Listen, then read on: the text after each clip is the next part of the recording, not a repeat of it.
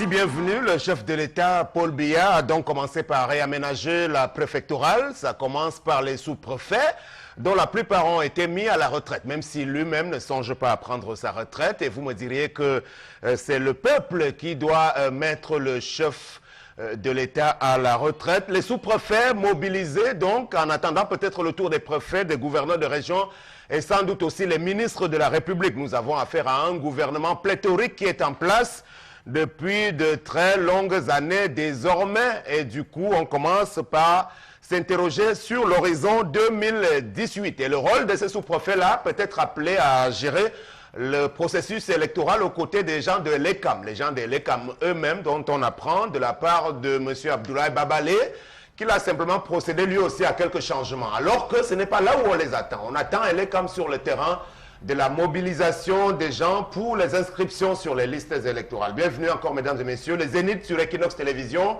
démarrent à l'instant avec tout le panel. Charles Armel Mbachou, bonjour. Bonjour Sam Severango et bonjour à tous ceux qui viennent de s'inscrire dans la logique des balais à sorciers. Oui, balais à charlatans. On en voit déjà depuis longtemps, quelques moments, des guérisseurs, des vendeurs d'illusions arrivés pour certains au cadre de l'administration. C'est bien.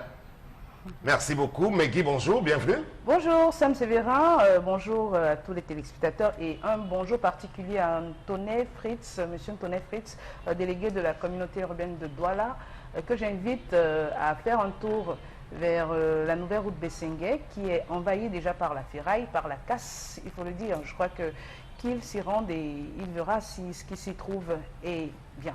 Voilà, on lui transmettra sans doute le message au délégué du gouvernement, le super maire de la ville de Douala. Bienvenue à toi, Mbombok Mengane. Bonjour Sam, bonjour à nos téléspectateurs. Je m'inscris dans votre suite Sam pour saluer ces sous-préfets qui sont admis à faire valoir leur droit à la retraite. Mais j'imagine que cette retraite ne sera pas pour longtemps puisqu'ils seront sans doute recrutés à Election Cameroun.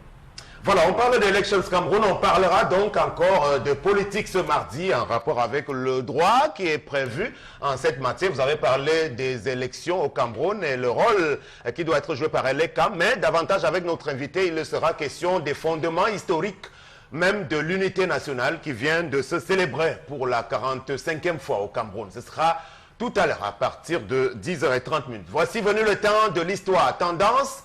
Ce matin, nous balade au cœur d'une réalité bien particulière en matière de relations entre un père et la copine de sa fille. Bonjour. Comment tu as su, Sam?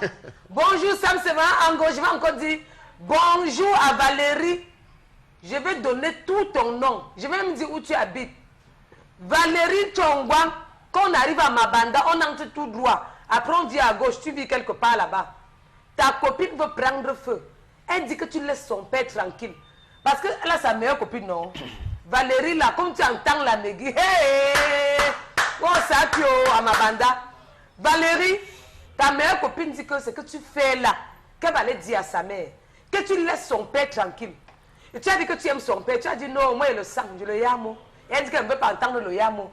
Elle a sa meilleure copine, elle marche avec la fille depuis que tu vois la Megui. Mais sauf que, un temps, son père dit, je ne veux plus voir ta copine là ici. Elle dit, papa, ouais, pourquoi elle ne va pas venir? C'est ma meilleure copine, c'est ma confidente, on s'entend bien, on fait tout ensemble. 22 ans. Regarde comment les enfants viennent nous arracher nos maris. Elle vient, elle marche avec sa copine. Quand le père dit, je ne veux pas voir ta copine, elle a dit, papa, c'est ma confidente, je m'entends avec elle. Elle ne savait pas que sa copine venait tâter le terrain pour sortir avec son père. Voilà, maintenant, elle dit à sa copine que, pardon, maman, mon père rentre à tard. Tu t'occupes trop de lui. Laisse-le. Pour qu'il rentre me trouver ma mère. Elle dit, je le y a. Ce n'est même pas le genre que l'homme a divorcé. La mère est là. Mais tu sois avec le père de ta meilleure copine. Ta copine est fâchée, tu dis que tu t'en fous. Tu ne vas pas t'en foudre. Je vais encore dire à toutes les femmes qui me regardent, qui m'écoutent, tendez vos tympans. Les copines de vos enfants, il faut les chasser. Parce qu'elles viennent tâter le terrain pour prendre vos maris. Maintenant, la copine de Valérie me voit, elle dit, ouais, j'ai un problème qui me ronge. Ma meilleure copine avait mon père jusqu'à elle me dit qu'elle est amoureuse de mon père. Je fais comment? J'ai dit à ma mère ou je fais comment? Et elle ne parle plus à sa copine. Hein? Sa copine gère. Elle ne parle pas à sa copine. Sa copine dit non, c'est gérable. Si tu restes sans m'appeler, ça ne me dérange pas. Si tu ne me parles pas, le problème est où? Mon cœur bat pour ton père. Merci, Tendance. Charles Armel, il y a quelque temps, on parlait de l'histoire d'un homme qui aurait eu des relations coupables avec la fille de sa femme, sachant que sa femme est arrivée en mariage avec cet enfant-là, qui devait donc être considéré comme son enfant. Mais pour le cas d'espèce, l'histoire du jour parle plutôt de l'ami de son enfant, donc camarade. Bon, c'est peut-être pas la même chose en réalité.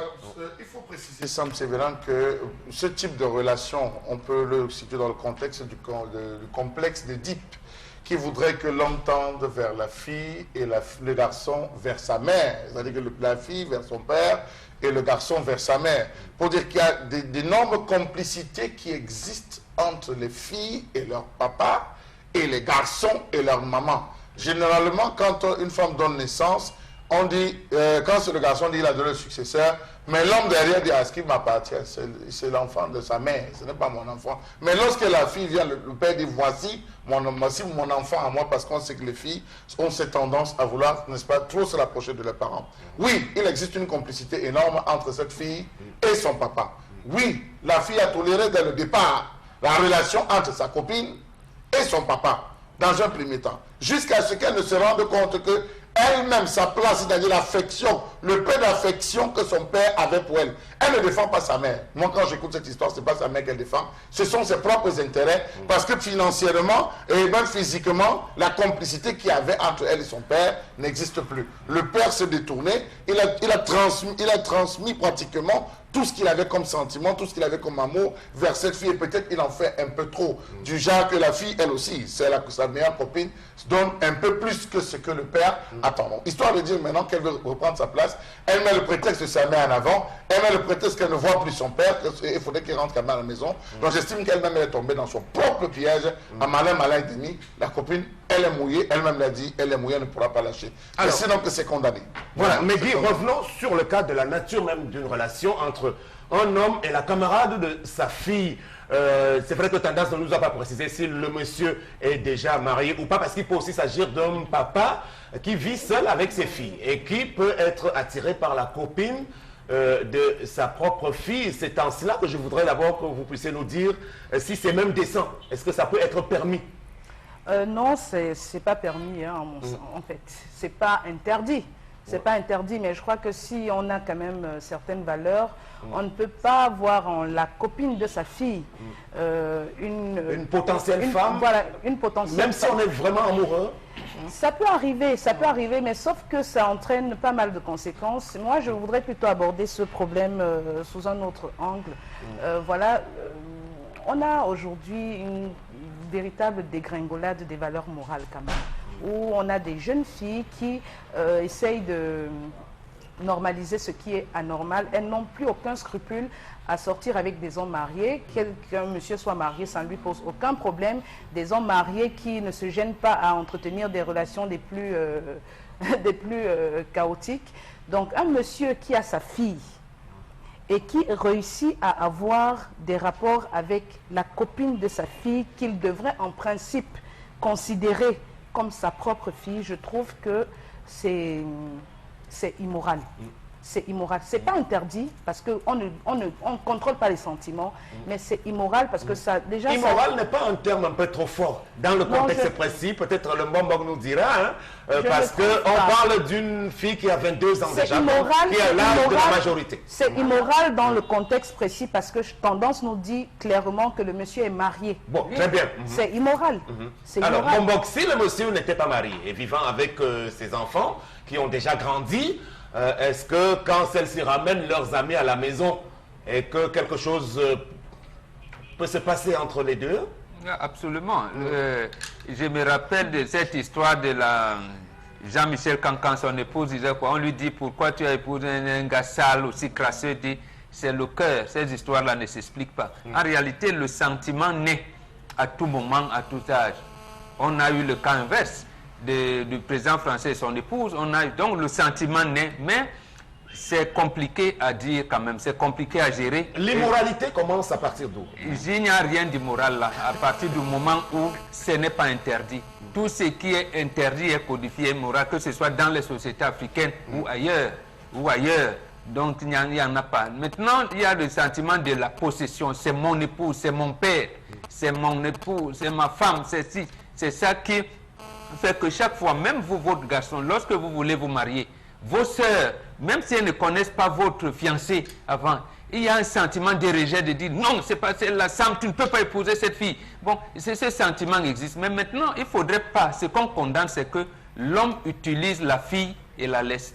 Maintenant, si le vrai sentiment d'amour naît, à ce moment-là, ça peut aboutir au mariage. Oui. Donc, il a le devoir d'expliquer à sa fille que non, ma fille, comme tu vois, c'est vrai, ta maman est là, c'est ta mère, mais maintenant, ta camarade ou ton ami, je vais l'épouser. Je vais l'épouser, ce n'est pas un sentiment. Et là, on va gérer, ça va créer un remue-ménage là qui sera réglé. Mais alors, en fait, Tendance, est-ce que tu comprendrais que finalement, le papa de cette fille, bon, prenons le cas d'une, on va dire d'une histoire où le monsieur n'était vraiment pas marié. Est-ce que ça peut aboutir à une histoire sérieuse? Je ne peux même pas accepter ça. Parce que tu ne peux pas être ma copine, tu peux pas dormir avec mon père. Pour un homme vrai qui se respecte, la copine de ta fille, c'est toujours ta fille. Tu vas même commencer par comment pour que ça te passe dans la tête. Donc, en dehors des filles, parce qu'il y a les filles dehors, en dehors des filles qui sont dehors, là, il n'y a que la copine de ta fille que tu as vue. Ça veut dire que tu peux aussi aller avec ta fille. Quand ta copine te voit comme tu es, comme on se connaît, la nickel. Mais l'homme doit se respecter, sa dignité. Parce que c'est même déjà une entrave à l'amitié entre sa fille et puis, et son ami. Et maintenant, Megui, je ne te coupe pas, mais je te coupe quand même. Maintenant, après demain, on m'a dit que c'est monté, c'est descendu. Même si tu tombes amoureux, on m'a dit que l'amour est mou. Même si tu tombes amoureux de la copine de ta fille, bas ça de ta tête. Ça, tout se passe dans la tête. Moi-même, un jour, le père de ma copine m'a fait la couche. J'ai dit non. J'ai dit non, ne pas donner le poison à cette fille. Je ne partais plus chez eux. Et elle a même, jusqu'au Dieu, je ne sais pas pourquoi, depuis qu'elle m'a dit, ouais, elle est venue. Parce que c'est lui dit, elle va dire que c'est ce que vous avez fait et que ça n'a pas donné, que tu me dis. Non, mieux je quitte moi dans les problèmes. Très bien, Charles, c'est pour éviter donc quoi, dans ce type de relation, disons-le, interdite, comme le défendent les filles sur ce plateau, c'est pour éviter quoi? C'est pour préserver la bonne amitié qui existe déjà, ou alors, comme Tendance le dit, la copine de ta fille, c'est aussi comme si c'était ta fille. Oui. Sam Sévérin, elles disent que c'est immoral. J'ai suivi, mais je dis, ça dépend de la relation qui existe entre le père et la fille. Savez-vous que dans certaines maisons, la fille s'entend tellement bien avec le père que lorsque la femme même prépare, le père ne mange pas. Lorsque c'est la propre femme qui prépare, le père ne mange pas. C'est la fille, le père s'arrange à ce que c'est la fille qui part faire le marché du mois, le marché de la semaine, le marché. Il y a une relation tellement étroite qu'à des moments, le père sort avec la fille. Donc la fille peut accepter la fille, dans ce cas-là, non, la fille que sa copine... Oui, je dis oui. Il y a des filles qui donnent. Et lorsque la mère même veut s'interposer, c'est la fille qui fait protection. Oui, mais c'est la fille qui fait protection. Oui, mais est-ce que on a même vu des hommes finir par prendre comme deuxième épouse la meilleure copine de leur fille. Absolument. Oui, mais, voilà. Mais est-ce que le fait que la fille s'entende bien avec son père enlève le caractère immoral de cet acte? Non, puisque vous avez dit que ça va déranger l'amitié et tout, mais quand c'est la fille, quand ça ne dérange pas la fille, il n'y a pas de souci. Non, moi je reste dans le contexte, en fait. Ce que Tendance nous dit, c'est que le monsieur est marié. Ouais. Donc ne sortons pas, restons là. Il est On marié. n'a pas Mais précisé ça, si regarde, c'est polygame ou regarde, monogame. Sam. Il peut être polygame. Les Blancs sont venus nous mentir. À notre époque, Regardez, je ne peux pas regarder mon merci. père dans les yeux.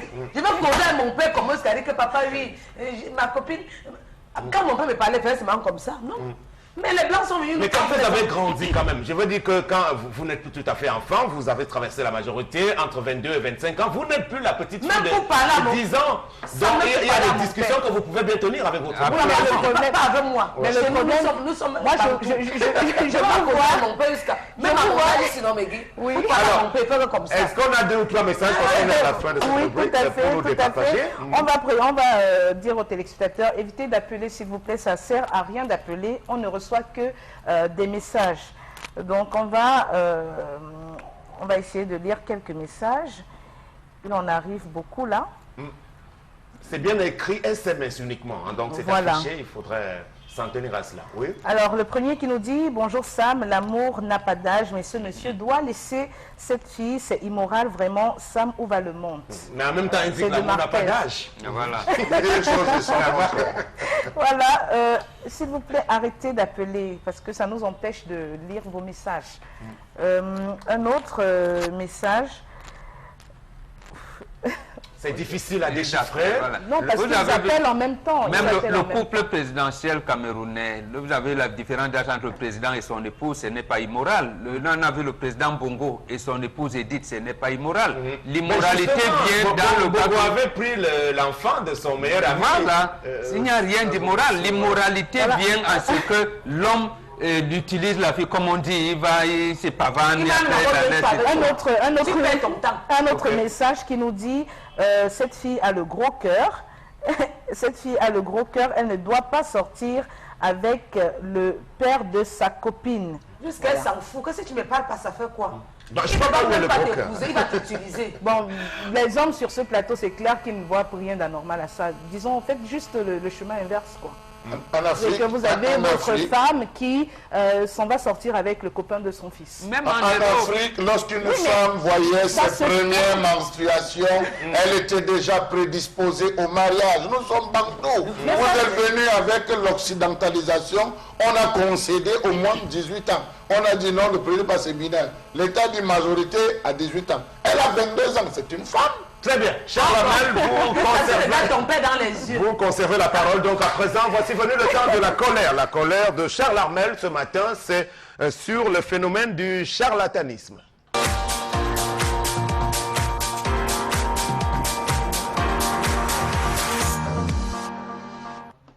Je m'interroge ce jour sur la question du charlatanisme. Je m'interroge sur la question des charlatans qui écument les rues de nos principales villes, comme les pasteurs d'église de réveil, sans que cela ne nuise personne. Je m'interroge sur les constantes visites opérées par les hauts commis de l'État, les hauts cadres d'administration, chez ces marabouts qui, dans la nuit, promettent des postes ministériels. La danse a déjà commencé. Je m'interroge sur ces personnes qui ont fait des multiples carrefours de nos principales villes, leurs bureaux. Je m'interroge sur la nature de ces individus qui se sont installés dans certains carrefours et à proximité des marchés qui, tout au long de la journée, haranguent la foule prétendant guérir tout et rien à la fois. Je m'interroge sur ces naturopathes, féticheurs, sorciers, docteurs de la rue, pratiquants officiels des cliniques à ciel ouvert. Je me demande à quoi servent ces bouts de tissu rouge qu'on trouve un peu partout dans nos rues passantes. Est-ce pour prendre la chance des autres que certains s'adonnent à de curieuses pratiques, ou alors est-ce pour se débarrasser de sa propre malchance? Et tous ces coris cadenas qu'on retrouve, véritablement, on s'interroge. Je m'interroge sur les différentes maladies que prétendent soigner ces charlatans de la rue. Je m'interroge sur ces docteurs en tout qui proposent aux populations des poudres miraculeuses qui soigneraient tout type de maladies, mettant ainsi en danger la vie des pauvres populations. Du carrefour Nelson Mandela Ndokoti, ils sont là pour les oisifs, les chômeurs, les ménagères, les mototaximens et j'en passe. Chacun a son prix. La preuve, vous avez mal au ventre, Amakatatuma, Amakatatumi, Tum Tum Tum, elle a pour vous. La phytothérapie depuis 10 ans a déplacé la pharmacie verte pour le trottoir. Quel est le pédigré de ces urgentistes de la rue et même dans les bus de voyage qui proposent des médicaments dangereux qui soigneraient des maladies telles que les faiblesses sexuelles, l'éjaculation précoce, hémorroïdes, malaria, fièvre typhoïde, hernie, tuberculose, diabète, chlamydia, typhoïde, MST et sida. Dans les rues des marchés de Douala, on peut voir ainsi une foule de personnes sous un soleil accablant écouter obstinément un orateur naturopathe posté derrière sa voiture avec la malle arrière ouverte, vantant les bienfaits des produits naturels. Comment comprendre qu'à Douala, ces types de guérisseurs ambulants parcourent coin et recoin dans un pompeux équipage commercialisant ou alors un verbiage satanique et stupide au badaud, vendant des produits dont la formule de conception surprendra à ce jour le docteur Jameau. Comment comprendre que nombreux sont les ménages camerounais qui recourent en premier lieu à la médecine traditionnelle en cas d'ennui de santé? À bien observer, l'on serait tenté de croire que les pasteurs des églises dites de réveil seraient la forme évoluée des charlatans de rue, car tous soignent les mêmes mots pour des résultats connus d'avance. Voilà, on va donc prendre les premiers commentaires sur cette chronique.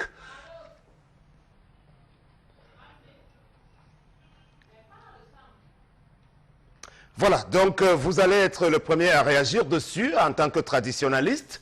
Mbobok Mbengan, est-ce que ce sont des pratiques reconnues puisque c'est l'Africain qui a développé toutes ces choses-là? La responsabilité première incombe à qui?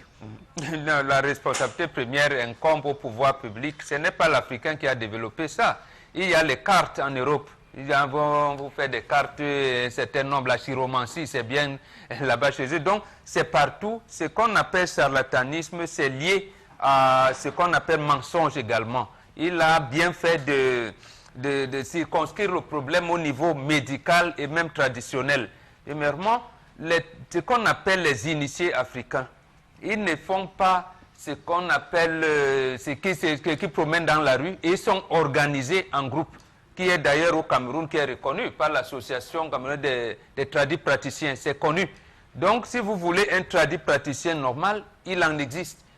Or, lui ne trimballe pas, il ne court pas les rues, il n'est pas quelqu'un qui est à la recherche des gens qui veulent la voyance ou bien la chance ou quoi que ce soit. Or, ces charlatans-là se comportent exactement comme il a bien fait de signer ici tout à l'heure. Vous entrez dans une agence de voyage, quelqu'un vous dit chlamydia et tout ça, il vous soigne même la dent, il veut faire enlever les asticots dans les dents et tout ça. Et les gens affluent précisément parce que il doit avoir les forces de l'ordre. Quand je parle de forces de l'ordre, ce n'est pas nécessairement les policiers, mais je veux dire l'État doit mettre de l'ordre. Parce qu'en France, c'est pour ça que là-bas, c'est encadré. Vous avez entendu que Jacques Chirac, qui était là-bas, il est venu voir les marabouts sénégalais. C'était connu. On connaît le grand marabout sénégalais qui est décédé dernièrement. Et lorsqu'on désigne son successeur, c'est connu.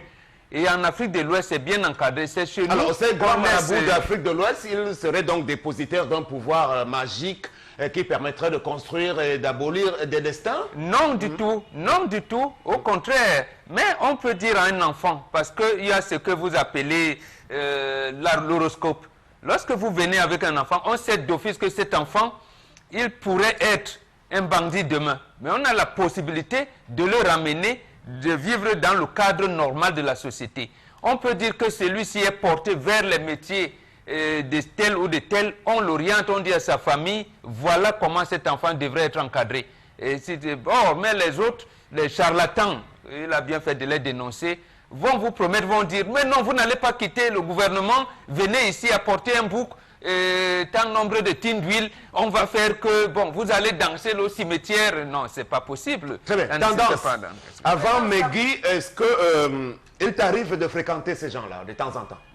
Tu posais la réponse, Sam. Ouais. Le fief, non, c'est Makepe Misoke. Makepe Misoke. Ah bon? Hey! Maman, là-bas, non, c'est le Terminator. Vous avez Makepe Misoke. Kol Mintak. Quartier Bamenda, c'est là-bas qu'il y a les marabouts, les mini mélangés. Le marabout de Makepe Misoke travaille avec le marabout de Kol Mintak. Le marabout de Kol Mintak travaille avec le marabout du quartier Bamenda. Parce que les femmes ont dit, oh, il n'y a pas trop quoi là-bas, vous partez. Moi, je me parle souvent pour mes problèmes, pas pour charmer l'homme. Parce que vous avez dit que, pas là-bas, c'est sûr qu'elle pas pour prendre le web pour charmer. Alors, qu'est-ce que les femmes vont chercher essentiellement auprès de ces gens? On va chercher nos problèmes. On a souvent les problèmes. Quand on rentre souvent tard, on parle là-bas, on dit papa. Quel type de problème, oui? Non, tu peux avoir tes problèmes, non. Peut-être que tu es un homme qui te tape tous les jours, matin, midi, soir, non. Tu parles là-bas, tu dis que cher marabout, devant mon mari, c'est devenu que le monstre. Il ne me respecte plus. Il me méprise. Je fais comment? Il peut te dire, maman, prends ça, tu lèches 2 fois par jour. Prends ça, tu mets dans l'eau, tu te laves avec. C'est ce que tu fais. Prends le parfum, si tu mets comme ça, ton mari va bien te regarder. Donc souvent, qu'il passe pour aller chercher ma vie pour moi-même, pas pour chercher pour quelqu'un. Alors, Megui, il semble que la plupart d'entre nous, effectivement, avons été souvent confrontés à plusieurs types de pathologies et autres difficultés de la vie. Mais moi, je préfère vous le dire, je n'y crois pas beaucoup parce que, ayant été tenté également de solliciter leurs services, la conclusion à laquelle je suis parvenu, c'est que tout cela n'est que foncièrement de l'illusionnisme. Parce qu'aujourd'hui, lorsque vous êtes malade, vraiment, il vaut mieux aller à l'hôpital, faire vos examens, vous traiter normalement. Je ne sais pas, quelle est votre opinion sur le sujet? Bon, déjà, si on s'en tient à la définition du charlatan, même qu'il y a une personne qui pratique l'imposture. Moi, j'ai mélangé tout, hein, charlatan, même les praticiens, on me pardonnera sur le plateau. Ah oui? Même tous les autres traditionnalistes africains, ils sont tous des illusionnistes, quelque part. Bon, mais si je m'en tiens au terme charlatan, c'est quelqu'un déjà de prime abord qui pratique l'imposture ou un jeu de dupe en vue d'extirper de l'argent à autrui. La multiplication justement de ces gens dans notre société repose sur le fait qu'il y a tellement de problèmes. En fait, ils trouvent leur prospérité dans la détresse des gens. On a des femmes qui sont plus enclines à aller consulter avec des problèmes de stérilité aujourd'hui, des problèmes de stérilité, des femmes qui ne trouvent pas de mariage, et elles sont désespérées, le désespoir des populations qui justement favorise la prospérité de ces charlatans-là. Et ils exercent au vu et au su de tout le monde. Dans la rue, ils font boire des potions qui sortent de je ne sais où, faites à base de je ne sais quels ingrédients, au su de tout le monde, le gouvernement qui est là, les autorités qui sont là, qui les laissent faire. On dirait que c'est savamment encadré pour je sais pas, pallier au manquement même de l'État. Parce que quelqu'un qui va voir un charlatan, peut-être parce que le charlatan lui propose une solution miracle à son problème, qu'il n'aura pas trouvé peut-être en allant à l'hôpital ou parce qu'il n'a pas eu les moyens de se rendre à l'hôpital. Donc les causes de la multiplication de ces charlatans sont nombreuses. Qu'est-ce qu'on peut faire alors, à votre avis? Ben, il faudrait une certaine régulation, un certain contrôle, qu'on ne les laisse pas exercer parce que les autorités les voient faire. Ils sont partout, ils sont dans les marchés. Comment ils partent là-bas, Megui? Oui, ils sont partout, ils sont dans les marchés. Non, avant même, il y en a qui se cachent. Mais maintenant, ils sont là, ils exercent là au vu au su de tout le monde. La police qui passe, qui les regarde faire, des gens qui achètent des potions, qui vont peut-être compliquer leur cas. Et il faudrait que le gouvernement fasse un peu plus de régulation, qu'il essaye de contrôler ce qui se passe dans la cité. Ça, oui. Tu sais que le vrai marabout ne met pas la plaque, non? Le vrai marabout ne met pas la plaque, ça part de bouche à oreille. Donc quand tu arrives chez le marabout, il travaille bien sur toi, non? Tu peux dire à ta copine que maman, le type avait bien travaillé sur moi. On peut aller là-bas pour laver le ndom. Tu peux aller laver la marche sur ta tête. C'est un peu comme même les gens qu'on salue dans la rue là qui nous donnent la poisse. C'est aussi ça. C'est comme dans les grandes surfaces où on expose des produits. Ces produits, avant d'être exposés, livrés à la consommation de tous, passent par un contrôle. Pourquoi il n'en est pas de même pour ces charlatans qui exposent des décoctions dans la rue, qui les font boire aux gens? Voilà, au-delà des charlatans, moi j'ai voulu faire dans la globalité Charlemagne Bathiou, parce que même ceux qui sont considérés comme des praticiens et autres traditionnalistes à peu près crédibles, le résultat des courses, c'est que même dans le cas où leur action peut avoir quelques résultats au départ, mais à la fin, tout cela va se désagréger. Vous le verrez, même ceux qui, au plus haut niveau, tentent d'obtenir des grands postes, y compris ministériels, comme on le dit chez nous, mais très souvent, à la fin, c'est quoi? C'est que vous retombez. Et même si vous avez été nommé ministre ou premier ministre, vous pouvez vous retrouver en prison bien des années plus tard. Ça veut dire que le marabout africain dont on parle ici, je crois, il n'est pas Dieu. Sam, tu sais pourquoi depuis il y a remaniement, on ne prend plus les autres gars? Parce que ici, c'est que le nom du président est chez les marabouts jusqu'à. On a donné le nom de mon père chez le marabout. C'est pour ça que je dis. Les ministres là, non. Voilà. Il y a remaniement, on ne les touche pas. Charlemagne. L'argent, on ne les touche pas. Le nom du père est chez tous les marabouts du monde entier. Alors, il faut dire, Sam Sévérin, que lorsqu'on arrive à ce stade, ça suppose qu'il y a un mal-être, il y a une crise sociale, Sam Sévérin. Si vous allez dans tous les hôpitaux, sur les 100% de cas qui arrivent, vous allez vous rendre compte que c'est des malades qui arrivent en phase terminale. Posez la question, ils vous diront qu'ils ont commencé par ces différents charlatans. On a promis soigner le diabète, on a promis soigner X, on a promis soigner Y. Il a plus de décoction et évidemment, ça l'a entraîné dans ce sort. Mais le drame, Sam Sévérin, c'est que nous avons le ministère de la Santé. Le ministère de la Santé qui est là pour protéger les populations, qui est là pour protéger les citoyens. D'où viendrait-il que vous partez de l'école publique jusqu'à Bombi Bonakwama, vous verrez des plaques affichées, n'enlevez plus vos dents, il y a possibilité de soigner vos dents. Vous allez rencontrer ce monsieur, il vous demande d'acheter la lame parce qu'il veut tuer le nerf. Il veut tuer le nerf dans la bouche. Et il y a des gens qui vont de ce côté. Je m'interroge. Vous avez des radios dans ce pays qui passent le temps à longueur de journée à citer le nom de ces différents charlatans, docteur tel, ils sont ceci, ils sont cela, ils sont au moins 80 maladies, un seul médecin. Pourtant, même dans la médecine conventionnelle, nous avons des spécialités bien précises. Le ministre de la Communication est là, ça passe. Ils sont dans tous les carrefours, créant un désordre urbain. Le délégué les différents délégués, que ce soit Yaoundé, Douala, ils sont là, ça ne dérange pas.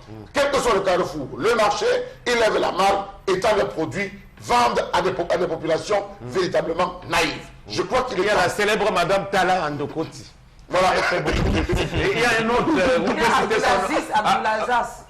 Abdoulaziz Abdoulazas. Oui. Non, Abdou Razak. Je pense que tu veux parler d'Abdou Razak. Il y a Abdoulaziz Dimotolaï. Il y a l'autre, même docteur Dewa a commencé par là. Docteur Dewa, docteur Mohebs, je le connais bien. Il y avait un autre qui soigne le sida. Voilà. Il soigne même la folie. Mais c'est grave, c'est excessivement grave. Il y a crise. Je crois qu'on devrait faire la part des choses aujourd'hui, faire asseoir les gens, la santé conventionnelle et la pharmacopée traditionnelle, et dire, ok, comment reconnaître le bon et le mauvais? Monsieur, vous faites dans quoi? Vous utilisez quoi? Qu'on utilise à travers les laboratoires et dire, ok, nous pouvons vous donner le quitus. On va revenir sur ce sujet en deuxième partie. On aura largement le temps encore avec les messages des téléspectateurs. Le temps est venu de prendre notre invité.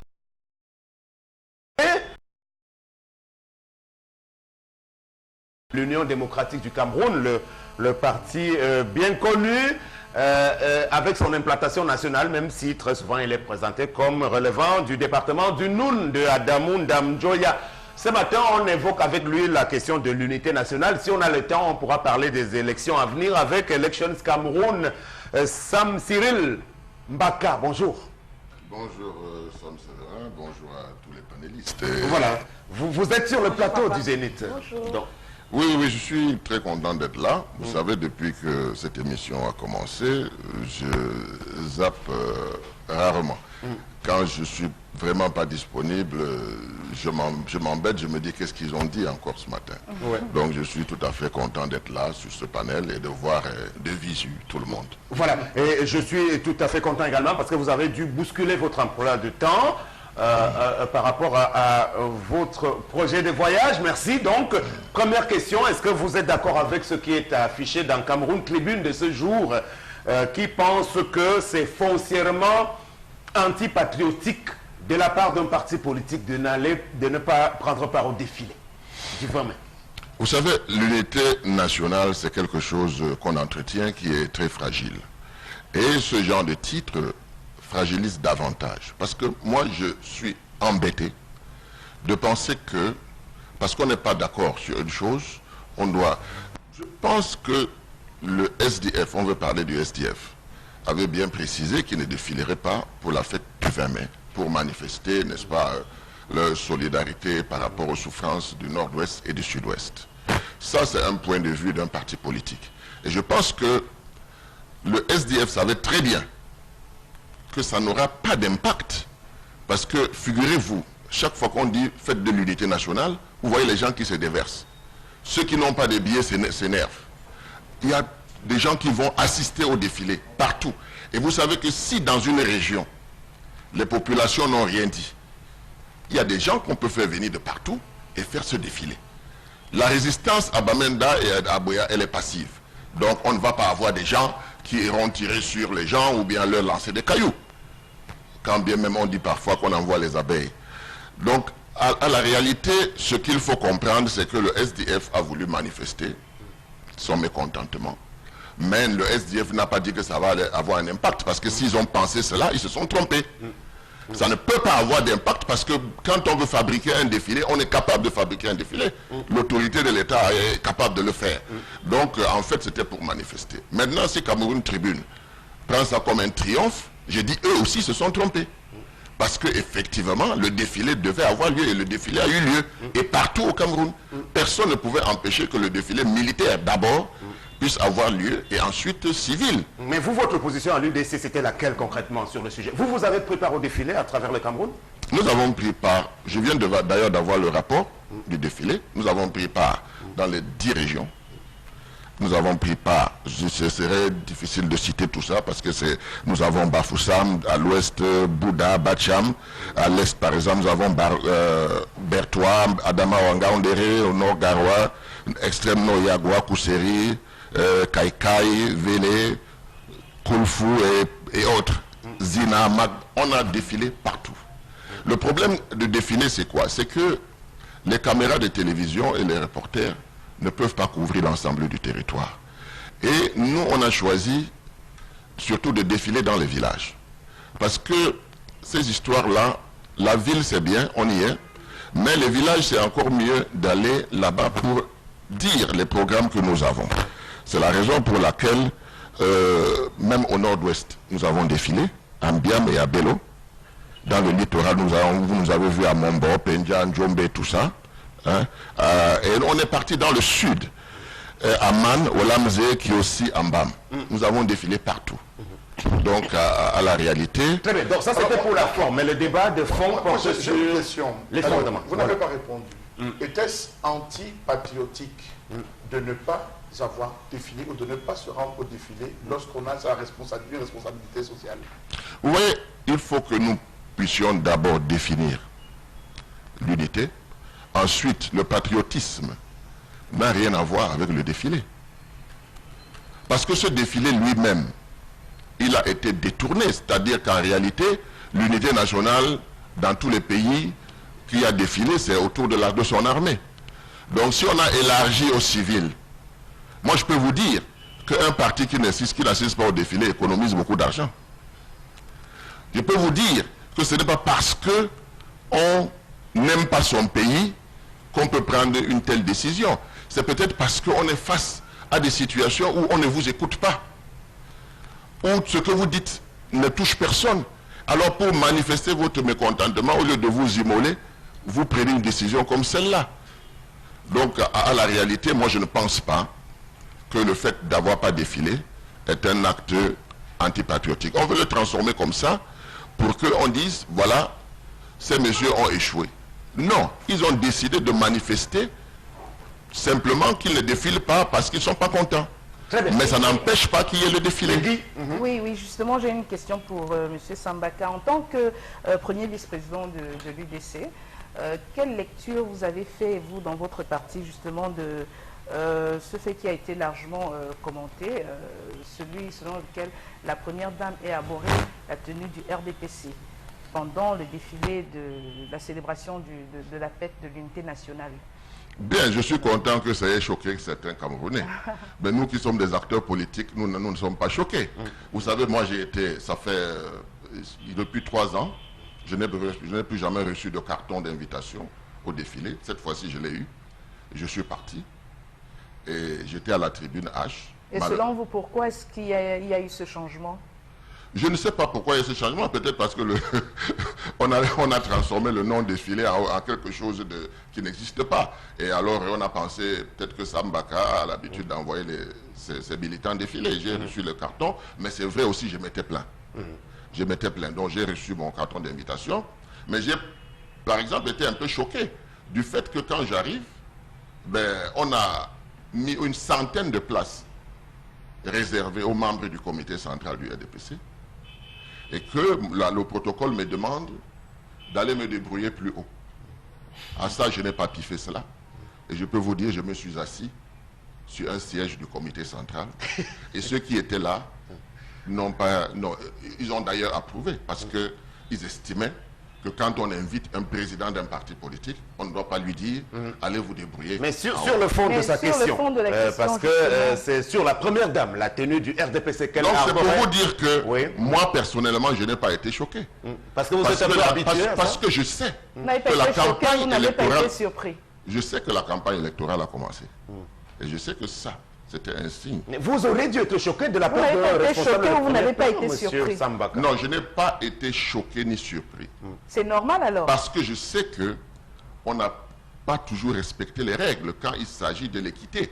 Donc la première dame, en s'habillant comme cela, a lancé un appel. C'était un appel qu'elle lançait.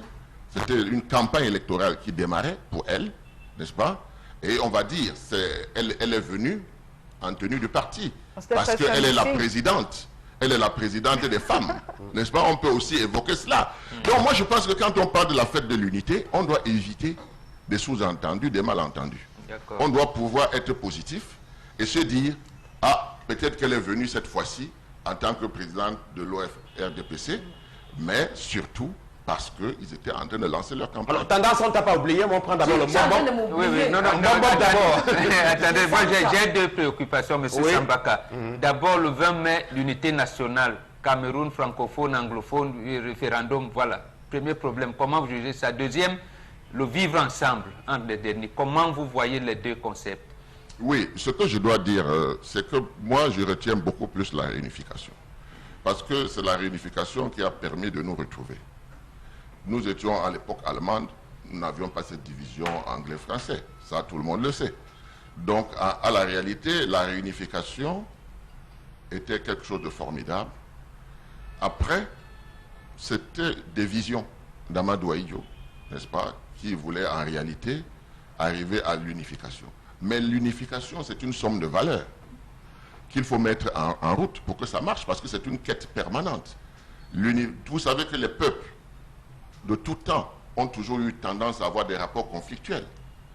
Et il faut que l'unification vienne faire en sorte qu'on évacue ces querelles. Mais on ne peut pas les évacuer comme ça si ce n'est pas autour des valeurs. La réunification est intervenue en quelle année? Ce qu'on appelle la réunification. En 61. 61, entre le Cameroun oriental et le Cameroun occidental. Oui. Et donc le problème anglophone, selon vous, l'est résolu. Et maintenant, on parle du vivre ensemble, le multiculturalisme. Non, le problème anglophone n'est pas résolu. Vous voyez, c'est pour ça qu'il y a crise. Et je dois dire que nous qui sommes francophones, nous devons avoir à l'esprit que si nous ne tenons pas à certaines de nos valeurs, n'interdisons pas aux autres de tenir à leurs valeurs. Donc, à la réalité, c'est venu s'ajouter au multiculturalisme qu'on avait déjà. Donc, le problème anglophone et francophone ont des spécificités qu'il faut sauvegarder. À un certain moment, les politiques ont voulu tricher en disant qu'on va, comment on dit, on va organiser de telle sorte que nous ne puissions plus avoir des... Oui, la décentralisation, par exemple, ne pouvait pas résoudre le problème anglophone.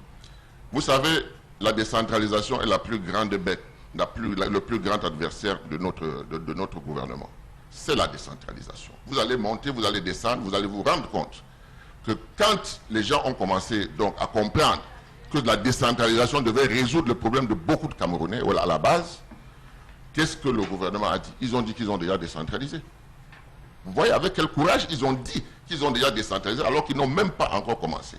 Donc la décentralisation, la gestion locale, la gestion participative, où chaque Camerounais devient citoyen et est responsable dans là où il se trouve, contrôle, vote, contrôle et sanctionne les élus.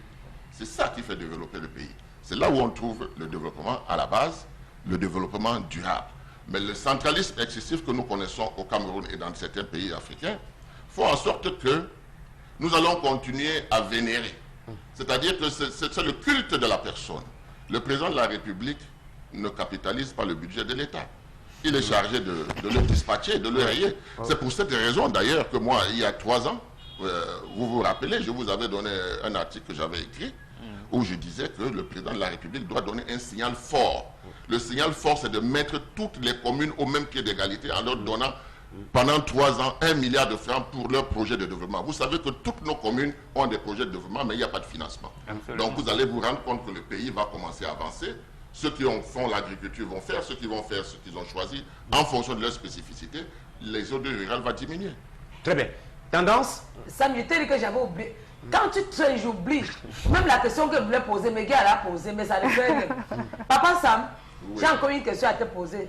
Oui. Est-ce que comment on a évité la veuve de Oumniobel là? Ça ne t'a pas aussi énervé comme c'est énervé les autres gens? Justement, j'ai vu cette dame, cette maman.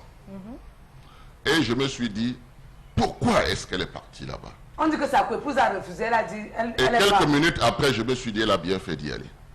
Parce que vous savez, quand on parle de l'unité, l'unité se construit.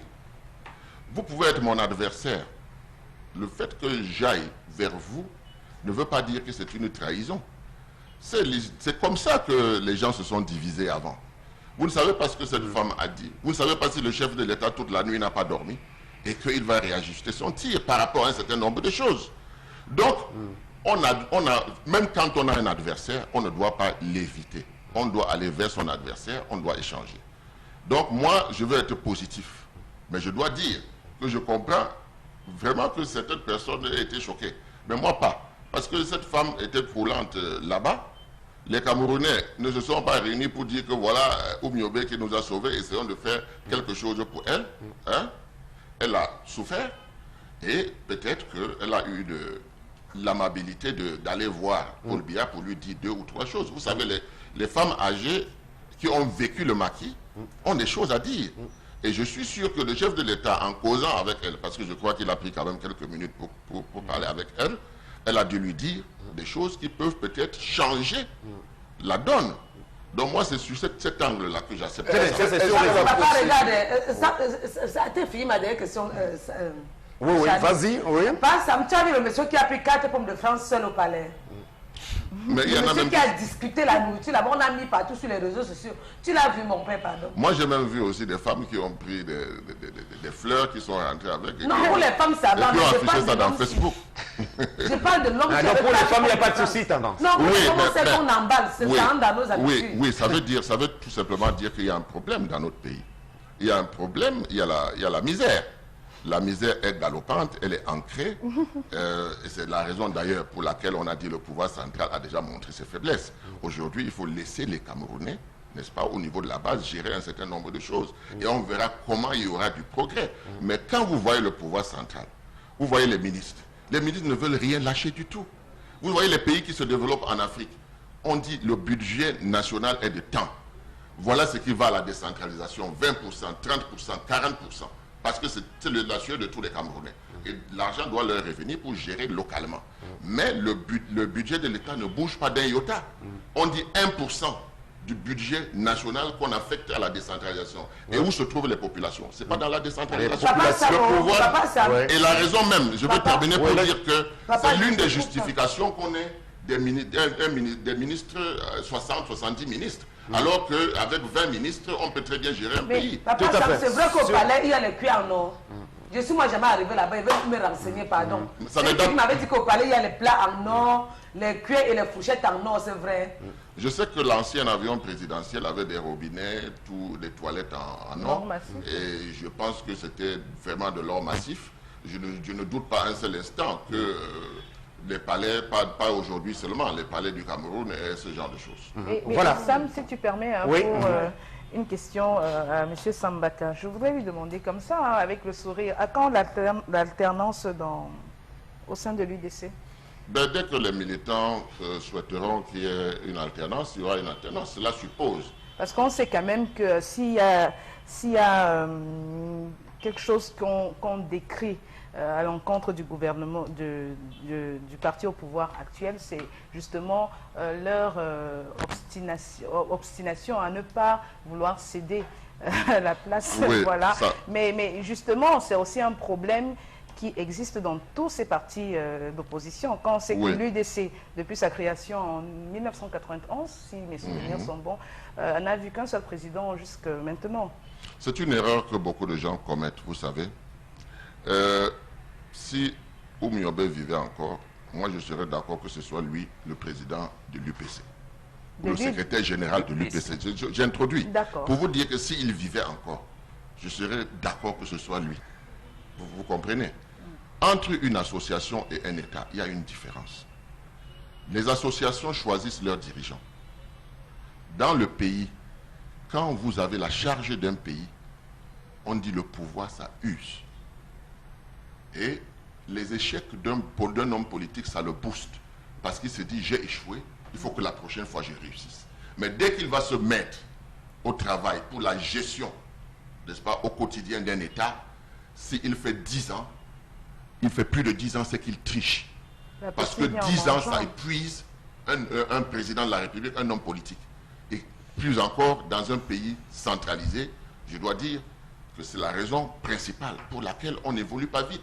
Et que le pays a comme on dit, un programme, mais n'a pas a une boussole, comme ils disent, mais ils n'ont pas, c'est très important, de calendrier, ni d'horloge. Parce que quand on n'a pas de calendrier ni d'horloge, le temps passe, et puis ce que les autres font en un an, c'est vrai que vous n'avez pas bien répondu à cette question. On va revenir sur le sujet, on a moins de 10 minutes. On parlait de la macrostructure étatique. Vous avez vous-même parlé des 70 ministres. Tout à l'heure, on va prendre votre avis là-dessus. Le temps d'abord de prendre Charles Hamel, qui a une interrogation pour vous. Oui. Alors, au regard de tout ce qui s'est passé tout autour de la célébration de la thématique de la célébration de la fête de l'État unitaire, est-ce que vous pensez au jour d'aujourd'hui qu'à travers cela, on peut dire que le Cameroun est véritablement un et indivisible? Alors, je vais juste prolonger. Est-ce qu'on peut parler d'unité dans un contexte de paupérisation également? Est-ce que l'unité ne devrait pas aller avec développement aussi? Nous sommes réunis, nous ne sommes pas encore unis. C'est une quête, c'est un souci, un grand souci. D'ailleurs, si nous étions unis, ça veut dire que nous nous respecterions, n'est-ce pas? Nous n'aurons pas d'un côté des gens du pouvoir qui, avec beaucoup de zèle, méprisent les autres. Nous n'aurons pas des tribus qu'on appelle sous-tribus. Nous n'aurons pas tout cela. Donc l'unité est à construire. L'unité est à construire autour des valeurs. Ces valeurs, il faut les répertorier. Il faut voir ce qui ne va pas et essayer de corriger. On ne peut pas avoir l'injustice dans un pays et dire que le pays est uni. Vous ne pouvez pas avoir des écoles où ne peuvent être là-bas que certaines catégories de personnes. Ça ne renforce pas l'unité. Il y a beaucoup de choses qu'il faut encore régler pour que nous allions vers cette unité-là, qui est une quête permanente, mais ce qu'il faut dire, c'est qu'il faut déjà avoir le sentiment d'être Camerounais, d'être patriote, et puis, ma foi, le plus gros du travail, c'est ceux qui gouvernent qui doivent le faire. Parce que nous, on ne se gêne pas de nous marier entre nous, n'est-ce pas, les Camerounais. Mais donc, le plus gros travail de l'unité, c'est ça. Ils ont réussi une chose à partir de la guerre que nous avons là-bas. Le Cameroun est uni autour de son armée. Ça, c'est clair. Mais le Cameroun uni de son armée ne peut pas faire prospérer le Cameroun. Est-ce qu'on a une armée républicaine au Cameroun, Sambaka? Parce qu'on a également le sentiment que c'est une armée davantage plus loyale en direction d'un régime, d'un système. Je dirais que c'est les mauvaises habitudes du parti unique qui demeurent, n'est-ce pas? Parce qu'il n'y a pas que l'armée, il y a les fonctionnaires, les sous-préfets. Vous pensez que vous allez aller vers un sous-préfet, il va vous dire qu'il va régler votre problème. Il règle le problème de Paul Biya, le président de la République. Il est son représentant dans la circonscription. Donc, nous avons ce problème fondamental qu'il faut régler. Le problème que nous avons quitté la colonisation. Et ceux qui ont remplacé les colons continuent à se comporter comme s'ils étaient des colons, alors qu'en réalité, ils devraient s'approprier de l'indépendance pour développer leur pays. Mais avec ces attitudes, hier, les colons le faisaient parce que le bénéfice partait à l'étranger. Aujourd'hui, le bénéfice va dans les poches de quelques Camerounais et c'est même, ça devient plus dangereux même qu'au temps des colons qui, alors, ils avaient le souci de soigner nos arrière-parents. Ils avaient le souci de leur donner des baraquements parce qu'ils devaient être forts pour travailler dans les plantations. Au jour d'aujourd'hui, tout ça est en train de s'en aller. Mais c'est le Camerounais qui gère son pays. Très bien. Alors, je veux rester dans la même logique parce que tout à l'heure, dans la trame de cet entretien avec vous, vous avez posé la question de la Première Dame. Vous avez parlé de la Première Dame qui est arrivée avec la tenue du parti. Vous avez précisé en disant que c'était un défilé militaire et aujourd'hui élargi aux partis politiques. En quoi est-ce que la présence des partis politiques célèbre-t-elle, entre guillemets, l'unité dans un pays comme le Cameroun d'un? Et quel est le statut de la Première Dame? Pour rester dans le cas du Cameroun, le statut de la Première Dame, dans ce sens que, protocolairement, elle arrive juste avant le chef de l'État, alors que toutes les personnalités de la sphère politique administrative camerounaise sont installées. Vous savez que c'est un débat, je commence par la deuxième question, vous savez que c'est un débat qui a cours jusqu'aujourd'hui, le statut de la Première Dame. Mais vous savez aussi qu'on est dans une république où on fait n'importe quoi, tout et n'importe quoi. Vous savez même que l'opposition camerounaise n'a pas de statut. Donc nous naviguons comme ça, à vue. Et ça, c'est bien de le relever, parce que les Camerounais se rendent compte qu'il y a beaucoup de choses à faire encore au Cameroun. Donc la Première Dame qui arrive, qui reçoit, rien ne le dit nulle part. Donc ce sont des coutumes, des usages qu'on fait. Ok. La première question? La première question, c'était sur... il est toujours en train de maculer là. Donc, la célébration de l'État unitaire avec la présence des partis politiques. Voilà, la célébration de l'État unitaire avec les partis politiques, ça c'est encore une invention de ces régimes qui ne devait pas avoir lieu. Vraiment, c'est-à-dire que c'est une démonstration de force qui n'en vaut pas la peine. Et très souvent, nous nous rendons compte, Dieu merci, l'UDC n'a pas ce genre de problème.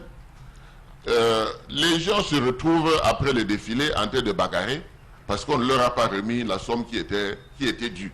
Alors on trompe qui? On se trompe nous-mêmes.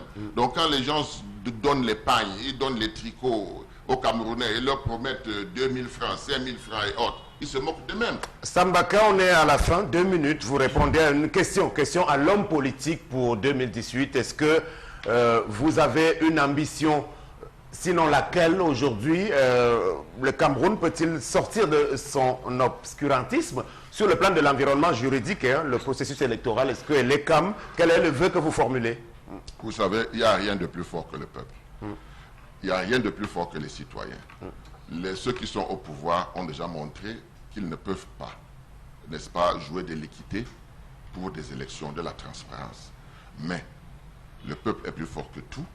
Et ce que je dois dire, c'est que tant que le peuple n'a pas compris qu'il faut exercer sa citoyenneté, tant que le peuple n'a pas compris qu'il doit s'inscrire dans les listes électorales et former cette masse critique qui est nécessaire, il y aura des difficultés. Mais si quelqu'un se lève, il réussit à amener le peuple à s'inscrire sur les listes électorales avant la fin de cette année, je peux dire qu'il peut avoir beaucoup d'espoir. Ce quelqu'un-là peut venir de la société civile, pas forcément des partis traditionnels qui semblent avoir... Mais les partis traditionnels se battent depuis 25 ans. Ouais. S'ils n'ont pas pu le faire, ouais, et que quelqu'un arrive et qu'il le fasse, ben, il faut saluer cela. Il faut saluer cela. Parce qu'il faut que tous les Camerounais deviennent citoyens. Il faut que les Camerounais exercent leurs droits et leurs devoirs. Il faut que les Camerounais votent, qu'ils contrôlent et qu'ils sanctionnent. Ça, c'est fondamental.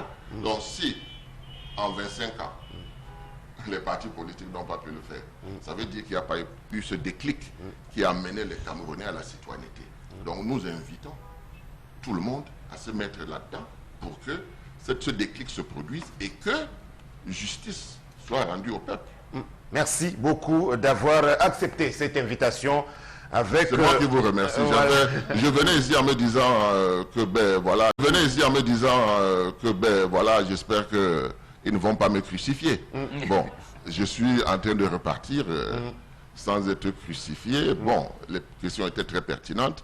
Je dois dire que je ne sais pas si les réponses ont été satisfaisantes, mais j'ai fait du peu que je pouvais. Non, je peux vous le confirmer aussi, que vous vous êtes bien battu pour apporter la lumière davantage. Ce plateau est réservé à éclairer l'opinion publique au Cameroun et à l'étranger qui nous regarde. Donc nous avons donc franchi la première heure et on prend une petite pause en chanson et puis la suite du Zénith pour la deuxième partie. Voilà, merci pour l'intermède musical. On passe à tout à fait autre chose à présent. Avant la revue des réseaux sociaux, on va s'attarder sur quelques-uns des messages qui nous sont parvenus. Et c'est votre affaire, madame. Ah oui, Sam Sévérin, les messages qui explosent le téléphone. Donc, monsieur Tekam Tonke depuis Koto Bonamoussadi qui nous dit « Salut à tous, sur le plateau, je voudrais savoir si le programme politique associationniste de M. Sambaka serait tout de suite transformé dès lors que son parti serait au centre du pouvoir étatique. N'est-ce pas là un bluff pour la pléthore des militants qui soutiennent ce projet de société par leur militantisme, car il vient d'éviter la question sur la tenance au sein de sa classe politique. » Voilà. Bon, maintenant il est parti, on ne saurait répondre à sa place, mais il a dit quelque chose d'assez pertinent, Bombok, avant de partir, il a dit, en 25 ans, si les partis politiques traditionnels, y compris l'UDC, parce qu'il n'a pas enlevé l'UDC là-dedans, n'ont pas pu mobiliser les gens pour qu'ils aient une conscience politique, s'il y a quelqu'un qui arrive aujourd'hui et vient amener cette conscience-là auprès des Camerounais, c'est pas bien mauvais. Voilà, il a utilisé même un bon mot, le déclic. Donc voilà. Si quelqu'un vient poser ce déclic, et il pense que tout le monde devrait s'associer. Lui, comme premier vice-président de l'UDC, je pense qu'il va militer au sein de son parti pour qu'on suive. Pour l'instant, ce n'est malheureusement pas encore le cas. Voilà, l'attitude des autres leaders des partis traditionnels qui semblent ne pas être tout à fait d'accord en cas d'émergence d'une nouvelle force issue des milieux de la société civile. La suite des messages. Et oui, je pense que le SDF a eu raison de ne pas défiler car on ne fête pas quand on est en colère. Très bien, c'est un commentaire. Voilà, c'est son commentaire.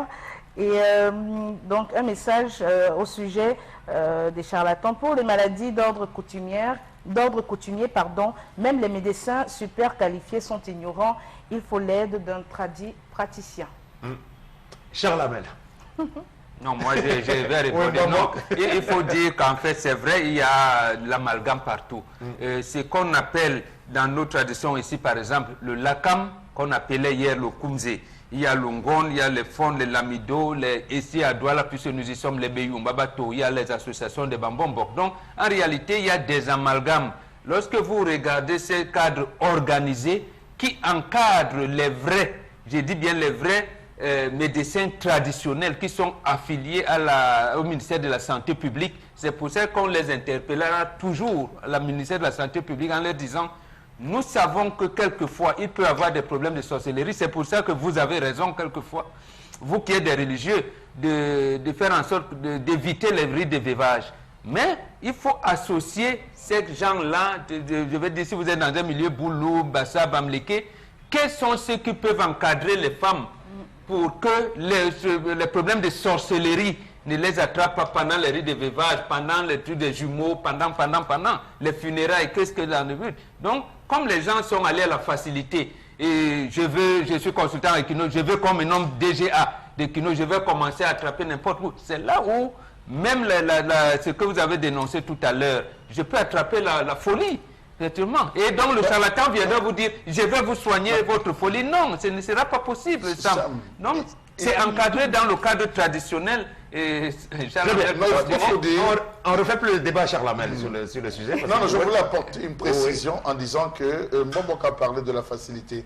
Dans toutes les chefferies, ils sont répertoriés l'ensemble des personnes qui ne sont affectés qu'à ce type de tâches, c'est-à-dire au traitement et aux soins. Lorsque vous décidez de dévier et d'aller dans les quartiers comme Makepen Misoker, parce que vous voulez vous faire consulter à 500 francs ou à 200 francs au quartier Bamenda, c'est normal que ceci vous arrive. Mais moi, je n'interpelle le ministère de la Santé, je vous assure, je connais un enfant qui a saigné hier toute la nuit parce qu'il avait des problèmes de dents. On a dit on connaît quelqu'un qui, ce soit le mal de dents, on allait, c'est avec la lame qu'on dit tuer le nerf. Mais comment est-ce qu'on peut tuer le nerf dans la bouche? Sont-ils je ne sais pas moi, des métiers anatomiques?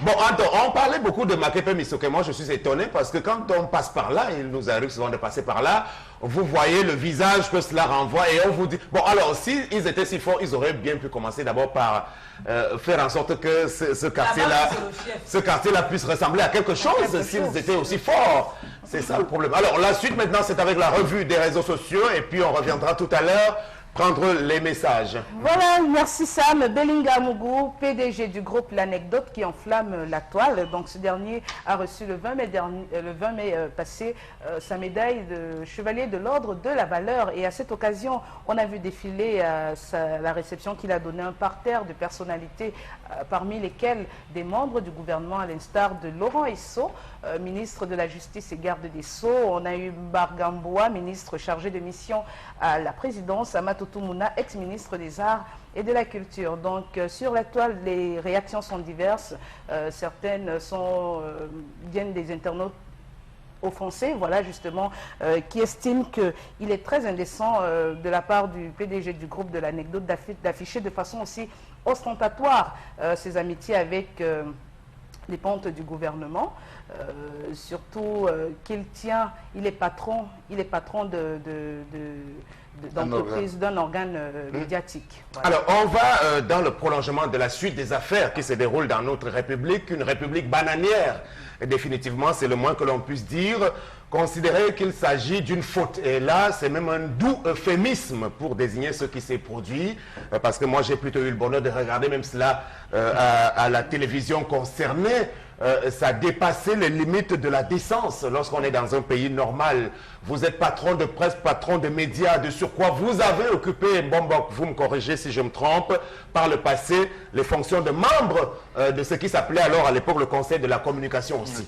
Alors, vous affichez comme cela, ostensiblement, vos amitiés avec les gens de la République. C'est vrai qu'on connaît son amitié légendaire avec Laurent Esso, qui est le garde des Sceaux.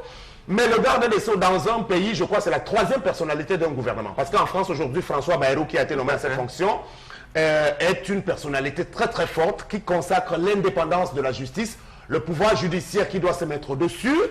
Vous êtes non seulement le garde des Sceaux et tous les autres membres du gouvernement qui débarquent à la résidence du conseiller. Et d'abord, la médaille de chevalier, bon, on ne sait pas si c'est tellement important, pour que la moitié du gouvernement, je préfère le dire parce qu'il avait également les directeurs généraux d'entreprises.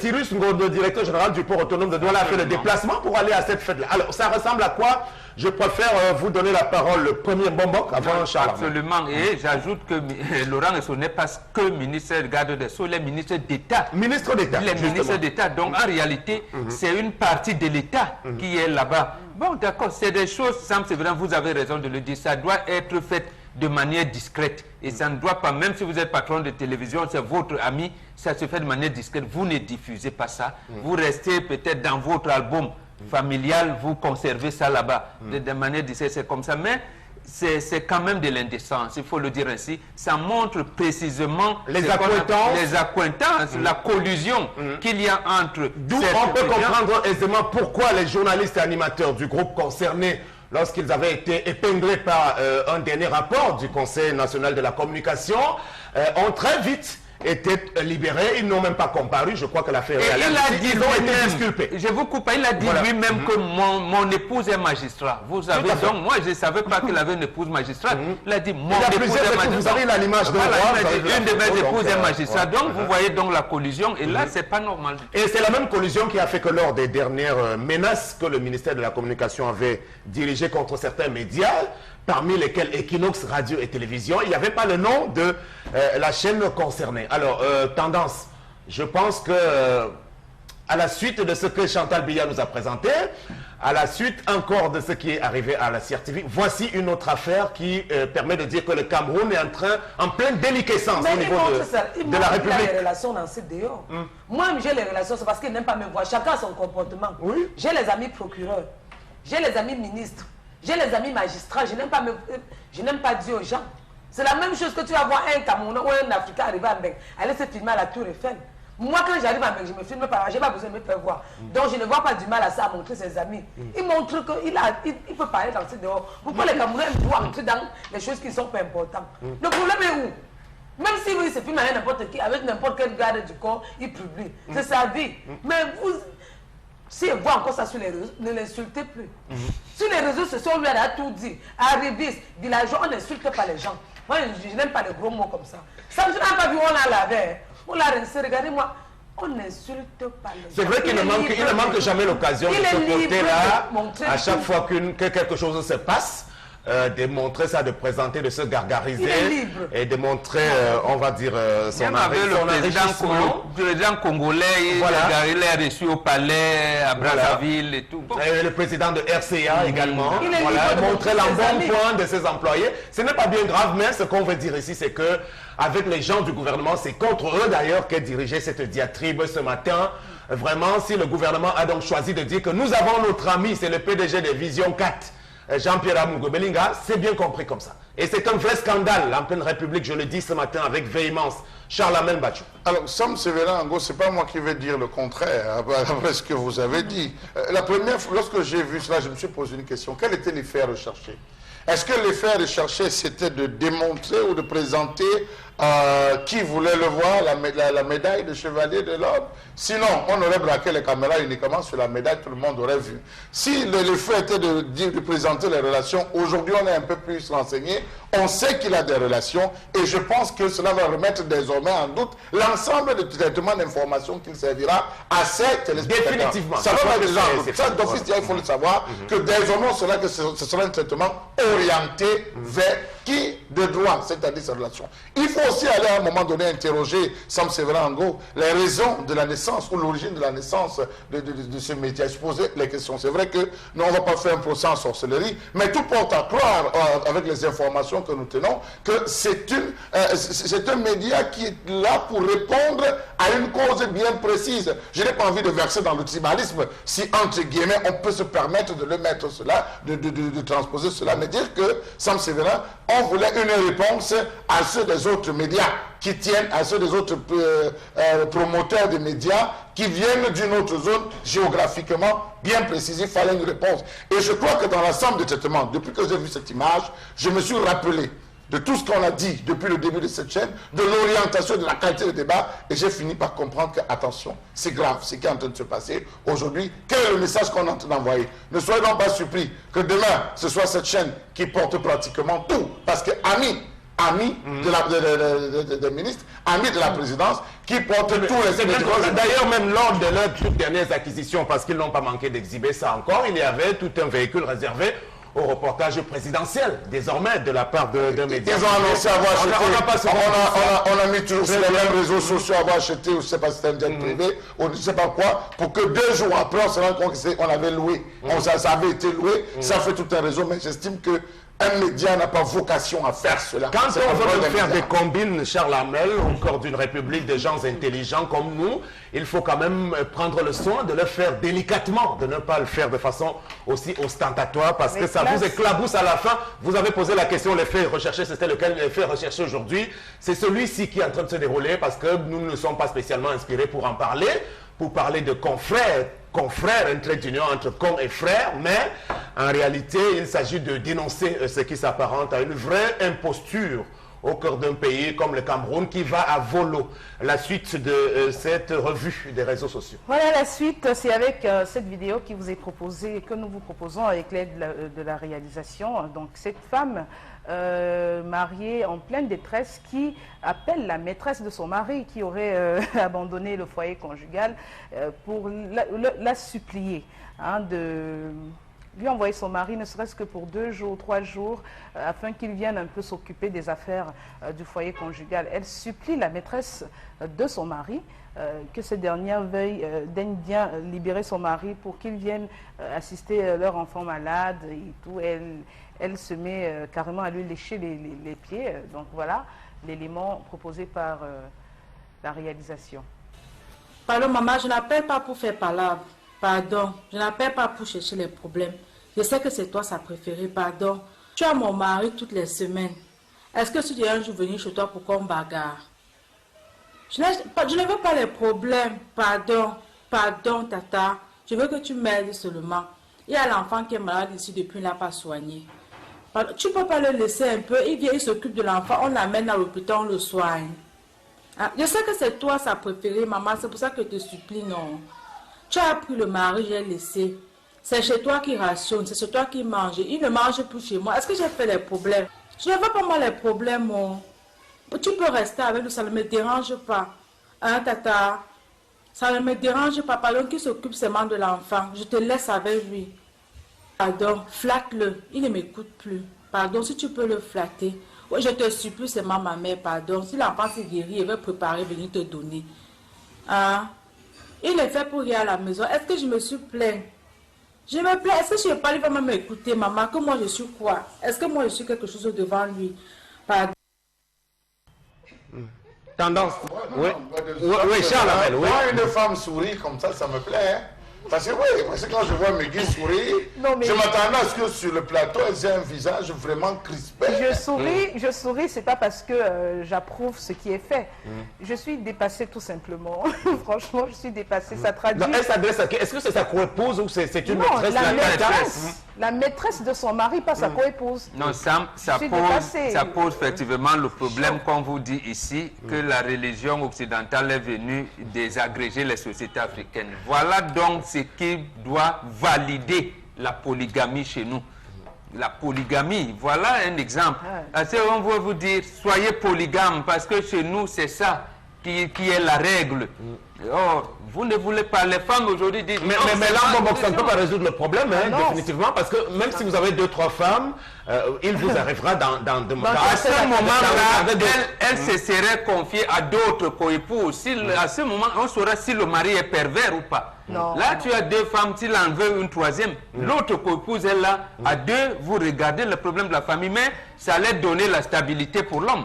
Je crois que on parlait de décence tout à l'heure. Bon, je crois que c'est pas le bonheur de l'homme. Non, de la famille. La polygamie de façon ostensible, vraiment. Non, ce n'est pas de manière ostensible. Nos sociétés, c'est-à-dire que nous devons faire élaborer des lois. Commencez par dénoncer l'acte d'infidélité. Une femme vous arrache. Non, ce n'est pas condamnable. Qu'est-ce qui n'est pas condamnable? Ce qui est condamnable ici, on ne connaît pas la réaction de la femme qui est en train d'appeler.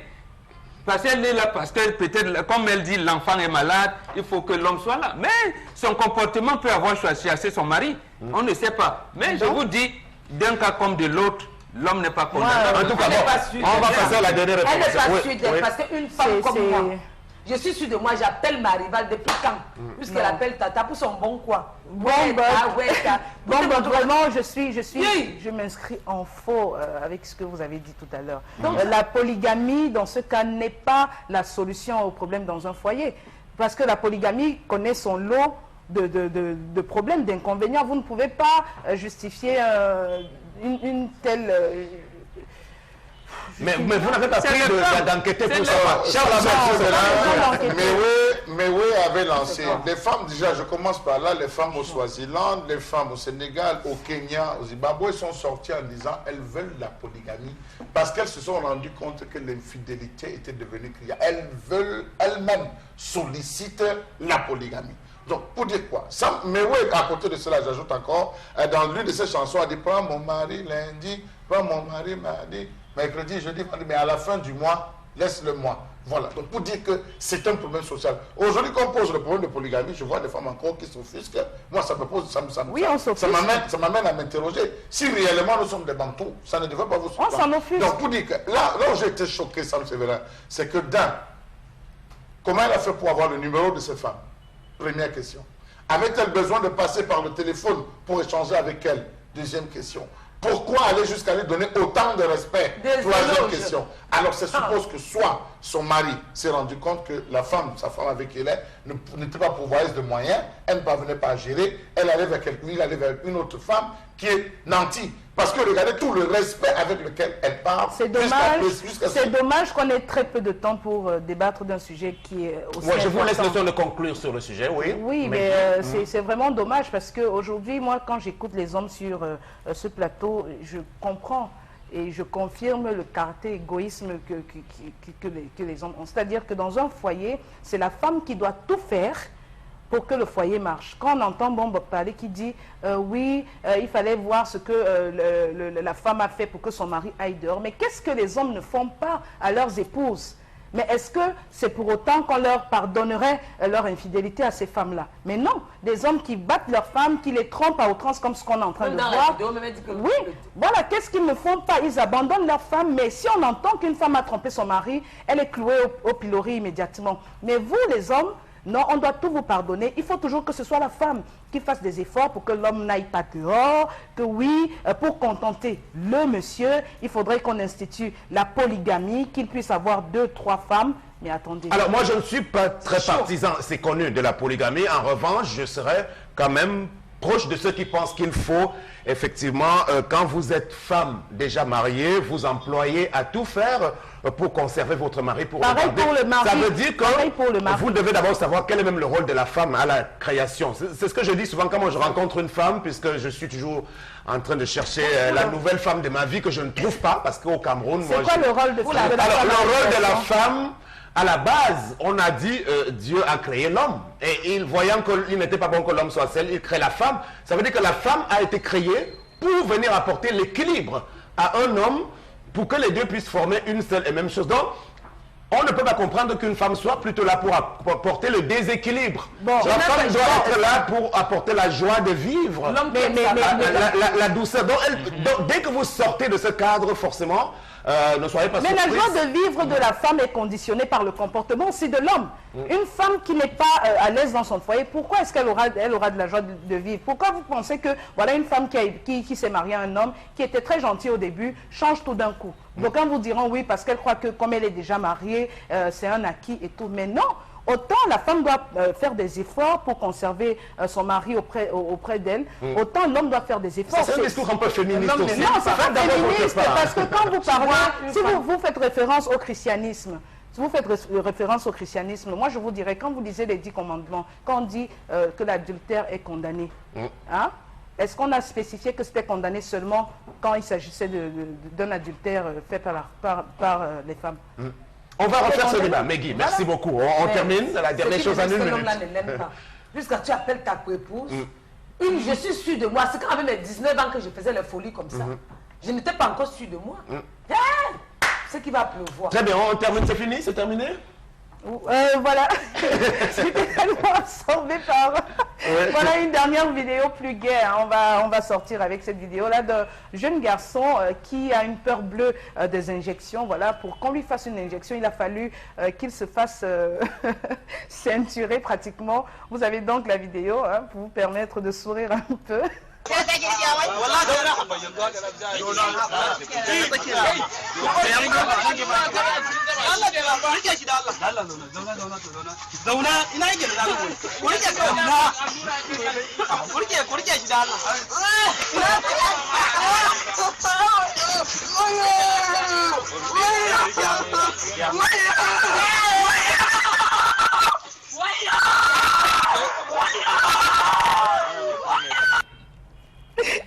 Voilà. Ça nous rappelle notre enfance. Ouais. Moi, même jusqu'à aujourd'hui, j'ai peur des injections. Il faut l'avouer. J'ai toujours peur des injections jusqu'à aujourd'hui. Surtout quand l'infirmier prend la seringue. Moi, je pas, contrairement à vous, moi, je préfère plus des injections que les comprimés. C'était prévisible. Je préfère plus des injections que les comprimés. Mais ce que je détestais quand j'étais tout petit, c'était les séances à la poire. C'est-à-dire, lorsque tous on nous mettait, on devait tous passer à la poire. Ça, c'était un combat. Ok, merci beaucoup, Megui, pour cette image qui nous permet effectivement de sourire, mais même si on a très peu de choses gaies à partager généralement au cours de cette émission. Voilà, le Zénith se poursuit à présent avec la prochaine rubrique, et ça s'appelle Interpellation.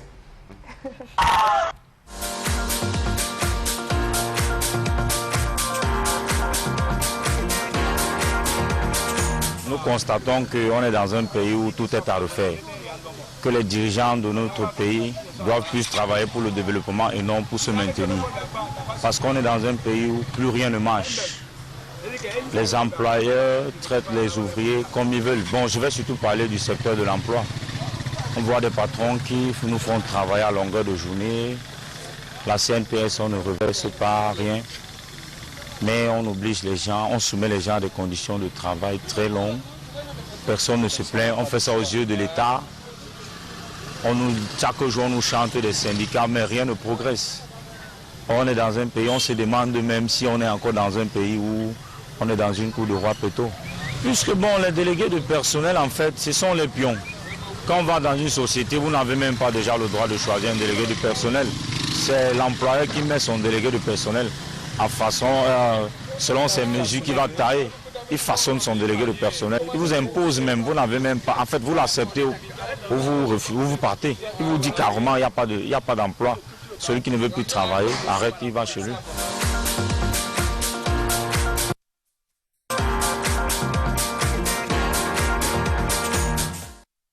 Voilà, on va donc revenir sur le problème de l'emploi évoqué par ce téléspectateur et peut-être avec un cas pratique, un bonbon, sur le cas des dockers du port autonome de Douala, parce qu'il semble que l'affaire n'est pas encore totalement terminée jusqu'à ce matin. Hier, il y avait d'autres discussions qui n'ont pas abouti à un modus vivendi jusqu'à ce matin. C'est encore une ambiance assez électrique d'après nos informations. Est-ce qu'on peut penser là-dessus que c'est un cas typique de la maltraitance subie par les catégories socio-professionnelles qui sont défavorisées au Cameroun? Vous avez parlé le mot, c'est bien la maltraitance qu'il s'agit pour le cas des Tughites, c'est comme ça qu'on les appelait, les dockers.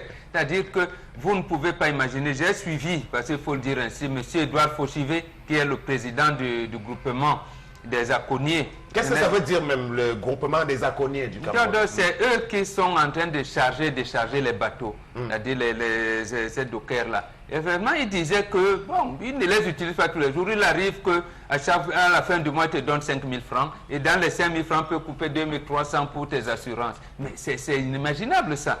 C'est terrible et ahurissant. Dans un pays où tout est à construire et on dit aux gens qu'il n'y a rien à faire. Et dans la place portuaire, comme vous dites, Sam, toutes ces entreprises qui sont là, ces entreprises, les armateurs qui sont, devraient contribuer même dans la décharge, dans le déchargement de leurs navires. Et il y a donc dans tous les ports du monde ces groupements qui les gèrent. Et les gèrent par catégorie, c'est-à-dire vous pouvez faire un essai de 3 mois, 6 mois selon la législation camerounaise et après on vous recrute. à un moment aussi, puisque c'est des gens qui doivent être robustes, on doit vous aménager une porte de sortie, qu'on peut appeler retraite. Mais dans notre pays, on les a utilisés pour le cas de M. Fauchivet qui me regarde. 5 ans, vous avez ce qu'on appelle la carte blanche, il ne vous recrute pas pendant 4 ans. C'est de l'esclavagisme. Absolument. Quel est leur statut donc finalement? Et là même un de ses amis, là, M. Fouda aussi, qui a parlé, et ils ont vite fait de manipuler, puisque c'est un des syndicats, ils ne les organisent pas en délégués personnels et tout, comme ça se doit se régler. Et lorsqu'ils réclament, il dit, mais je vais garder avec lui parce qu'il a monté 2 ou 3, il les dissocie d'un groupe. Pour le cas précis, je l'affirme, il y avait même un bateau humanitaire. Dans la nomenclature, les bateaux humanitaires sont prioritaires. Mais on a laissé le bateau humanitaire pendant 4 jours. Et ils ont utilisé leur propre bateau au sein duquel ils avaient, comment je vais dire, les émoluments beaucoup plus costauds qui ne reversent même pas au niveau des dockers. Et les scindent pour diviser ceux qui grèvent, pour dire que maintenant, ceux qui veulent travailler sont en train de travailler et tout ça. Donc, il les clochardise, il les malmène, il les malasse comme ça. Donc, c'est regrettable. Même le SMIC, qui est autour de 37 000, il n'arrive pas à les payer. On vous donne 5 000 francs à la fin du mois. 5 000 francs par 5 mois? 000 francs, j'ai dit, monsieur Fauchivet, C'est par jour ou bien par mois? J'ai dit par mois. Il y en a qui ont, parce qu'il dit, ils ne les utilisent pas. Parce qu'en fait, ceux qui ne sont pas recrutés, quand on vous utilise, on vous dit par exemple, un sac de ciment que vous sortez du port, du bateau, c'est 300 francs. 300 francs. Donc il fait exprès de vous utiliser, vous sortez. Donc là-dessus, on ne tient même pas compte de la pénibilité du travail, parce que je crois que ils ne les protègent, ils n'ont pas les épis, ils n'ont pas des épis, ils n'ont rien du tout. Des chaussures de sécurité, rien du tout. Sac de 50 kilos. Les sacs de riz, les sacs de ceci, les sacs. Mais les gars là souffrent. Au lieu de travailler la qualité, la bête est barre l'eau glacée. Parce que quand tu travailles le soir, il te faut prendre les anti-inflammatoires. Absolument. Il te faut faire les anti-inflammatoires parce que quand tu portes les lourdes charges en bon français, c'est la nuque qui se casse, c'est le cou qui se casse chaque fois. Il faut que tu regardes ta famille, il faut que tu payes un loyer, il faut que tu t'occupes de ta mère. Il faut que, parmi eux-mêmes, il y a même les Samuel et le fils de la famille. Oui. Pourtant, il faut les encourager, Charlemagne, parce qu'eux, ils ont accepté d'aller faire quelque chose. Non, mieux. Comment comprendre donc des gens dont on dit qu'ils sont un maillon important pour l'activité au port soient ainsi maltraités? Sam Sévérin, on nous l'a dit pendant la grève, parce que nous étions sur le terrain, on nous a dit qu'une journée coûterait des milliards à l'État du Cameroun. C'est-à-dire une journée d'immobilisation. C'est dit que ces gens sont véritables. Ils sont plus que des maillons, ils sont toute une chaîne qu'il faudrait, n'est-ce pas, respecter. Mais Sam Sévérin, déjà, ils travaillent tous les jours. C'est-à-dire que du matin à la nuit, on en plusieurs équipes. Le travail ne s'arrête pas, parce qu'on décharge parfois jusqu'à 6 heures. Un déchargement peut commencer à 21 h, s'achever à 6 h du matin. Ce sont ces gars qui sont au four et au moulin. Oui, je suis d'accord que s'il n'y avait pas été écrit qu'on devait leur donner 10 000 francs, 2 000 francs, c'est au bon gré de ceux qui les prennent en charge. Mais qu'il y a quand même des textes qui prévoient que ces gars devraient avoir un salaire. Et un salaire, pas de moins, un salaire consistant, et que ce salaire ne leur soit pas reversé, qu'on leur donne plutôt 5 000 francs. C'est une insulte, non seulement à leurs aptitudes physiques, mais c'est une insulte vis-à-vis de ce métier qu'ils pratiquent. Tandis que eux, ils roulent carrosse, ils organisent des fêtes à hauteur de 5, 6, 10 millions de francs CFA. L'anniversaire d'un chien, on l'organise à 15 millions de francs CFA, ça me fait en gros. Et que ces gens qui travaillent, qui transpirent chaque jour ne peuvent pas avoir 5 francs, c'est pas normal. Ça, c'est le deuxième point. Je voulais préciser en disant, Sam Sévérin, qu'au sortir de là, quelle est la réaction du ministre des Transports? Rien. Il a dit qu'il laisse que le gouverneur réglera le problème.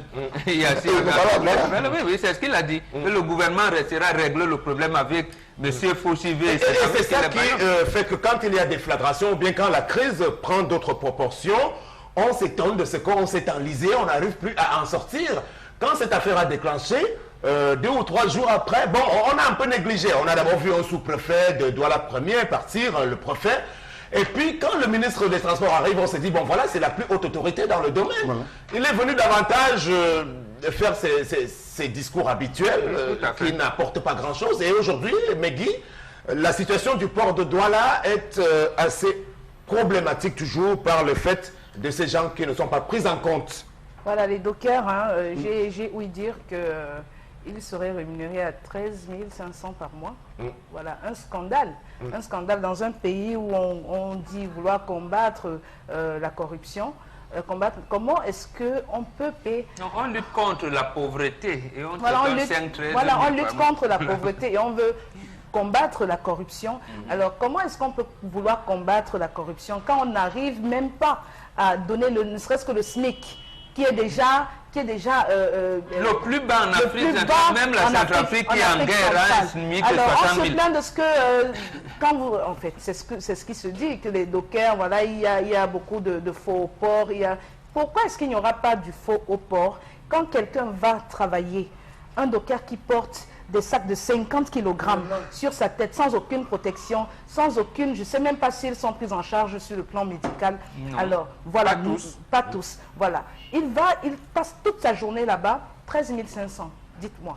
Qu'est-ce qu'on fait de 13 500? Vous partez de chez vous, vous payez votre transport, comment? Vous vous logez, comment? Vos enfants, vous allez former un foyer, une famille, vous vous en occupez, comment? Quand on voit le train de vie des inspecteurs de douane, de tous ces personnes qui travaillent, ces responsables au niveau de la douane. On voit des voitures qui sont alignées dans leur parking, des villas, des châteaux à gauche et à droite. Mais franchement, soyons quand même, on ne peut pas... C'est la raison pour laquelle vous allez aller payer votre véhicule en France, ou je ne sais pas moi, à l'Hexagone, lorsque ça va revenir. Lorsque vous allez aller dédouaner, vous aurez des phares en moins, vous aurez des sièges en moins, vous aurez tout le lecteur, le bloc avant du véhicule enlevé, vous allez vous retrouver... Oui, mais c'est les conséquences directes, qu'est-ce que vous voulez? Et qui paye le prix? C'est encore les clients qui arrivent. Ces gens sont tranquilles dans leur coin. Et il y a une autre conséquence qui pourrait être directement liée à ce qui se vit actuellement, parce que quand on a affaire à un État voyou qui ne prend pas la bonne mesure des choses, eh bien, il risque d'y avoir une vague d'insécurité. Parce que, voyez-vous, ces gens-là qui sont déjà bien formés dans leur activité peuvent devenir des bandits de grand chemin. Parce que révoltés, parce qu'ils se sentent rejetés par la société et ils vont tenter pour leur survie de braquer, de devenir des braqueurs. Ce n'est pas pour légitimer cela, mais c'est comme ça que ça commence généralement. Oui, c'est nervant. C'est comme ça qu'on accouche nos enfants, ils deviennent des braqueurs. Moi, je sais qu'il y a des gens qui ont donné le nom du président de la République sur le marabout. Vous l'avez attaché, je sais. Détachez-le pour qu'il puisse parler. Je sais qu'il est bien fatigué maintenant, on sable. Il est fatigué, il ne peut pas tout faire, mais détachez-le, la vérité va triompher. C'est même comment? Quelqu'un qui passe toute une journée, il y a les gars qui passent même nuit là-bas au port, ils transpirent, ils sont... Pour reconnaître un docker, il est tout musclé. Les gars sont tout comme ça. Donc tellement ils ont porté les... Ils sont déformés comme ça. Ils portent à la fin du mois pour avoir combien? Moi, je ne peux même pas se porter la situation au port, je pense qu'il faudrait qu'on nettoie véritablement le port. Je voudrais que... Moi, si j'avais une proposition à faire, c'est qu'on vit véritablement tous ces gens qui constituent un goulot d'étranglement. Ils sont connus. Il y a des gens qui devaient aller à la retraite depuis mai. Ils sont au moins 6 là-bas, que je connais, des cadres qui devaient aller à la retraite, mais qu'on retient. Parce que ça vient de la présence de la République. Parce que ça vient des relations. On dit non, laissez-les là-bas, laissez de ce côté. Ils vivent de quoi dans Sam Severin? Comment se fait-il que vous avez dans un bureau quelqu'un dont on a suspendu de tout sorte? Il va vivre comment? Ces petits arnaques, c'est-à-dire que ces réseaux mafieux qu'ils ont mis en place pour pouvoir se bourrer les poches. Il faut arrêter ça. Et je crois qu'il est temps qu'on lessive véritablement toute la chaîne de l'administration. C'est le lieu pour nous de nous interroger. On est toujours dans l'interpellation, parce que notre téléspectateur tout à l'heure posait le problème du traitement réservé, des mauvais traitements qui sont réservés aux employés dans la plupart des entreprises. Et nous avons profité de cela pour illustrer notre discussion, de parler de cette actualité qui est encore brûlante. Le lieu donc, encore Mbombok Bengan, de nous interroger sur la gestion actuelle du port autonome de Douala depuis l'arrivée de M. Cyrus Ngo, qui est donc venu remplacer le défunt Etundi Oyono, Emmanuel, qui lui-même avait déjà remplacé, je crois, M. Mounonet, qui s'était enfui. Alors, ça veut dire que tout ce qui arrive au port de Douala ne parviennent pas à... C'est quoi le problème? Pourquoi est-ce qu'on n'arrive pas à bien maîtriser la mécanique? C'est parce que c'est là où l'argent coule à flot. C'est comme les affaires du football, Sam Severin. Là où l'argent liquide coule. Vous avez interrogé d'ailleurs dans un autre plateau, Nofile tout à l'heure, quand il vous parlait du ministère des Finances qui ne veut plus que l'argent circule, qu'on paye directement dans les banques. Effectivement, parce que là, l'argent liquide circule. C'est-à-dire les armateurs qui viennent, Et ils ont des choses à faire, ils ont les voitures qui viennent, tous ces marchandises-là. Les gens viennent... Est-ce que c'est ça qui empêche donc, si vous êtes donc nommé à un poste où vous savez qu'il y a l'argent par tous les moyens qui viendra vous trouver à votre bureau, faites quand même en sorte que les choses soient bien gérées, au moins que le fonctionnement puisse être assuré, c'est ça? Tout à fait. L'État avait mis en place le guichet unique avec un comité qu'on appelle comité FAL de facilitation pour le transport des marchandises. Mais tout a été enveloppé et embrouillé par l'argent. Or, le guichet unique de commerce extérieur voudrait que vous venez avec vos dossiers, vous faites la déclaration, puisque le connaissement arrive avant que le bateau n'arrive. Donc vous venez, vous faites toutes les formalités administratives, vous payez directement à la banque. Après, eux-mêmes, ils ont commencé à faire aménager le circuit de telle manière que non, il faut que l'argent soit payé en main propre. Donc le fameux bus, ça ne fonctionne plus. Ça ne fonctionne plus comme ça devrait fonctionner, comme au départ. Oui, il y a des gens là-bas, on les appelle monsieur 5 millions. Il y a une femme qu'on appelle madame 7 millions. C'est ça. C'est-à-dire le simple fait d'apposer et de valider.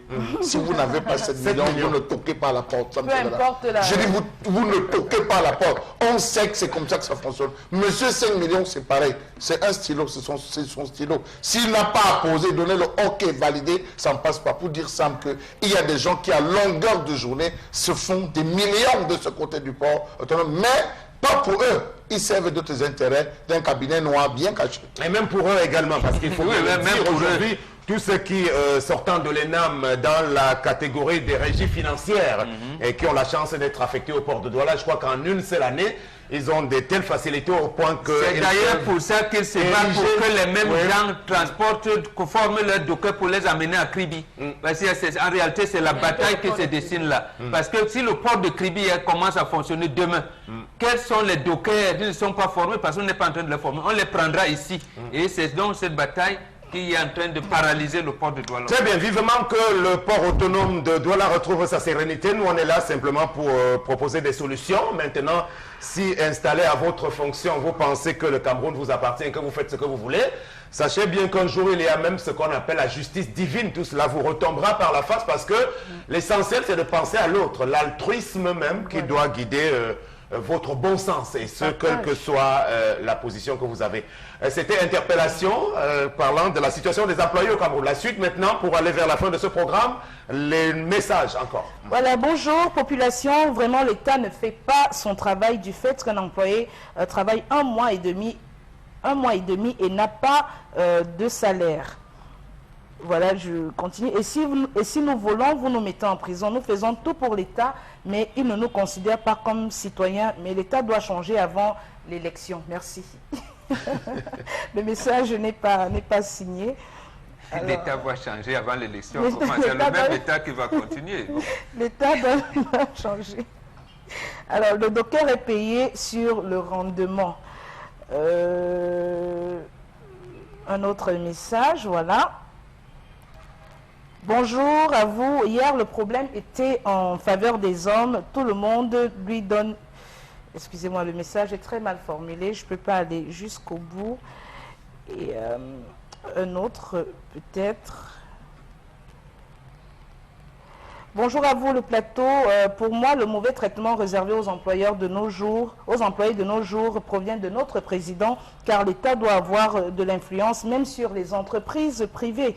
Notre président, s'il vous plaît, essayez de formuler vos messages. On a quand même à peu près compris l'idée formulée dans ce message-là, même si ça ne doit pas disculper les chefs d'entreprise pris individuellement, même si on est d'accord que l'État ne régule pas suffisamment, mais je crois que quand vous avez choisi d'employer des Camerounais, essayez quand même d'avoir un minimum d'humanité. Absolument. Même comme le Code du travail de 92, qui est encore en vigueur, dit que même si vous êtes un ingénieur, on peut vous donner le salaire de bachelier. Comme vous dites, il y a quand même un peu d'humanité.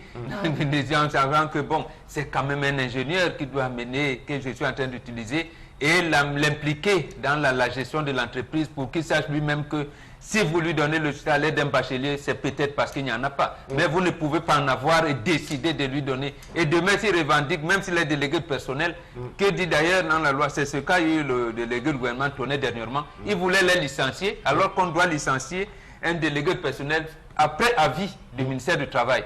Donc lui, il a été coincé.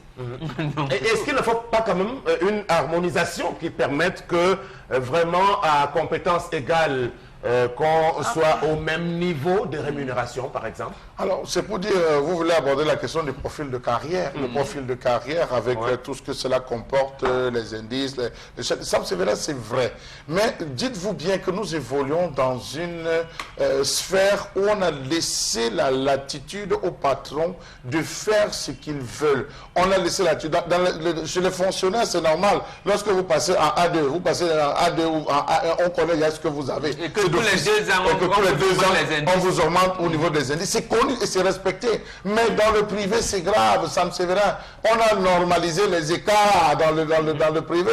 Vous avez un individu qui a le CP dans une structure et se retrouve avec 400 000 de salaire. Mais celui qui rentre avec une licence, celui qui rentre avec un master, celui qui rentre même avec un doctorat se retrouve à avoir 200 000 francs. On lui dit c'est comme ça, il ne veut pas, il laisse. C'est la structure, c'est notre structure, c'est pour notre grand frère, c'est pour notre frère. Donc je pense que l'État à ce niveau a véritablement abandonné, je dis abandonné, délaissé le citoyen camerounais. Or, l'État devait défendre. D'où viendrait-il que vous rentrez, qu'on ne respecte même pas le SMIC? Il y a des entreprises qui ne respectent pas le SMIC ici au Cameroun. Il faudrait qu'on les contraigne. Mais nous avons un ministre du Travail qui lui aussi, je ne suis pas sûr qu'il fait véritablement ce qu'il devrait faire, c'est-à-dire descendre au plus bas et se rassurer que tout est respecté grade par grade et que le profil de carrière.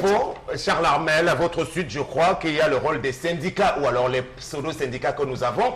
Hier, lorsque Megui nous proposait l'image de la réception de la veuve de Oumniobe au palais, on a vu comment les gens se sont bousculés. Et parmi ces personnes identifiées, M. Isaac Bissala, identifié comme président de l'Union générale des travailleurs du Cameroun, donc une centrale syndicale. Que font ces syndicats-là? Ils ne cherchent que l'intérêt de l'employé camerounais. C'est leur intérêt. Nos syndicats. Mais ils sont là, non? Ils sont là. Moi, mais ceux qui sont là, tout le monde sait qu'ils sont là, ils travaillent. Ils savent qu'ils travaillent même très bien. Je ne me plains plus, Sam. J'ai décidé qu'ils me plaignent parce que quand je parle trop, je n'ai même plus le souffle pour donner les conseils à mes enfants. Et on va m'accuser encore de tout le temps ramener les histoires de la France ici parce que là-bas le système syndical est bien outillé, c'est-à-dire que la CFDT, la CGT ou encore Force ouvrière, lorsqu'ils doivent revendiquer quelque chose, ils ont la capacité de mobiliser du monde dans la rue même. Les présidents, les responsables des centrales syndicaux, comme vous avez télévision, ils travaillent ensemble. Ils vous disent par exemple la loi Combri, on ne veut pas ça. Donc mais ici, on vient avec n'importe quelle loi, ils sont là. On peut licencier les délégués personnels, ils sont là. Les gens veulent bien. Les gens adhèrent au syndicat. Le problème, ce n'est pas le syndicat. Ce n'est pas le syndicat qui fait le problème, c'est les employeurs. Lorsque vous décidez d'engager une manifestation, lorsque vous décidez de descendre dans la rue pour dire non, nous sommes contre ça, vous avez des SMS qui arrivent. Comme tu es descendu là, prépare-toi, tu perdras ton travail. On va tout faire pour te licencier le lendemain. On va tout faire pour te jeter à la porte. Voilà pourquoi les gens ont... Oui, termine ton même dans les sociétés, c'est que quand tu es un directeur, et que peut-être ton dé, je vais te blâmer devant le directeur. Non, il ne te supporte pas lui. Le directeur doit défendre son département. Parce que c'est lui qui est le directeur. À moi, si je m'exprime mal. Tu es un directeur qui débarque là. Peut-être le patron se fâche que non, la dame, si elle fait ci, elle a fait ça. Toi aussi, tu peux quand même dire au boss que boss, non. Si elle a fait ci, c'est parce que ça fait ci. Non, tu restes tranquille. Le boss dit que non, je vais la dire. Tu laisses. Ils ont la vie. Mais dis donc. Donc il faut protéger, son employé. On va tout rester. Moi, c'est parce qu'elle n'a pas parole, souvent. Si elle veut parole, ça, ce qu'il peut parler, donc, mais moi, me manque ce matin. Si qu'un patron me convoque, non, je lui dis ce qu'il va entendre. Tu comprends? Quand un patron m'appelle, il me dit que, bon, on a fait ceci, que non, bon, on n'a pas fait l'autre là. Il a plutôt fait comme ça. Maintenant, il faut qu'on va pour recadrer, bon. Faisons plutôt comme ça. Pas que tu laisses, tu marches au rythme du boss. Le boss dit, monte, tu fais. Voilà, on est à la fin, Megui, on termine. Je crois que c'est... Alors, cette maltraitance des employeurs envers leurs employés, justement, est favorisée par le taux très élevé du chômage. Parce que les patrons aujourd'hui se disent, bon, voilà, je te fais, si tu veux, tu pars. Il y aura toujours des gens qui viendront travailler. C'est le discours qu'a tenu M. Edouard Fauchivé. Et qui viendront. Mais c'est ce qu'ils se disent. C'est ce qu'ils se disent. Ils savent qu'ils ne seront jamais en manque de personnel parce que là dehors, il y a des jeunes qui attendent pouvoir travailler, même si c'est sous des conditions, macabres. Ça veut dire que ce patron-là ne tient pas compte de la nécessaire compétence aussi. Et peut-être que ça, c'est pas ignoré du gouvernement. L'État est au courant de ce qui se passe, à mon sens. L'État pour les artistes, et préfère maintenir les Camerounais dans la précarité. Justement parce qu'ils savent que s'ils combattent justement ces employeurs-là, ils n'ont peut-être pas envie de porter... Tout à fait. Merci beaucoup. On a terminé. Au nom de la liberté de critiquer, voici la critique qui porte sur le sport. L'équipe nationale olympique qui est rentrée quasiment les mains vides du tournoi de football des 4e Jeux de la solidarité islamique. La compétition s'est déroulée en Azerbaïdjan, donc bien loin de nos terres. Alors, on en parle parce qu'à la suite déjà aussi des Lions des moins de 17 ans qui sont rapidement rentrés du Gabon où ils prenaient part à la CAN de cette catégorie, il faut bien se dire que le vrai visage du football camerounais, c'est celui-là, au-delà de la petite embellie qu'on a pu observer à la CAN du Gabon dernièrement pour les seniors. Alors, l'équipe des espoirs, le problème, il est très simple. C'est-à-dire qu'on a choisi pour diriger celle-ci au plan technique, un duo de techniciens qui n'avaient manifestement pas les bons usages en la matière et les nécessaires compétences. Richard Toa, présenté comme quelqu'un de bien connu dans les milieux du sport en Allemagne, quand il arrive au Cameroun, on lui donne l'équipe des moins de 17 ans, ne parvenant pas à faire les résultats. On a étonnamment appris qu'il a été désigné nouvel entraîneur des Lions Espoirs. D'ailleurs, cette dernière n'a pas pu terminer la compétition en Azerbaïdjan parce que victime d'un malaise, ne pouvant pas être en mesure de supporter une vraie charge émotionnelle lors d'un match de football de haut niveau. Aujourd'hui donc, Mabouan Kessak, ancien Lion indomptable, qui n'a pas forcément fait ses humanités en matière d'entraînement, a été porté à cette sélection-là en qualité d'entraîneur adjoint aussi. On sait les combines qui ont existé entre ces gens-là et les dirigeants nouveaux de la FECAFOOT aujourd'hui, entre guillemets. Et voilà la conséquence, l'équipe olympique qui avait gagné la médaille olympique en 2000 sous Jean-Paul Akono, l'équipe olympique qui était qualifiée pour les Jeux olympiques de Pékin avec M. Martin Tungumpile. Cette équipe olympique aujourd'hui n'est plus que l'ombre d'elle-même, avec des joueurs qui sont sélectionnés dans le désordre et des entraîneurs qui n'ont manifestement pas le niveau. Voilà, il faut aller revoir tout cela à travers une refonte de la direction technique nationale. Merci, c'était le Zénith de ce jour et à demain.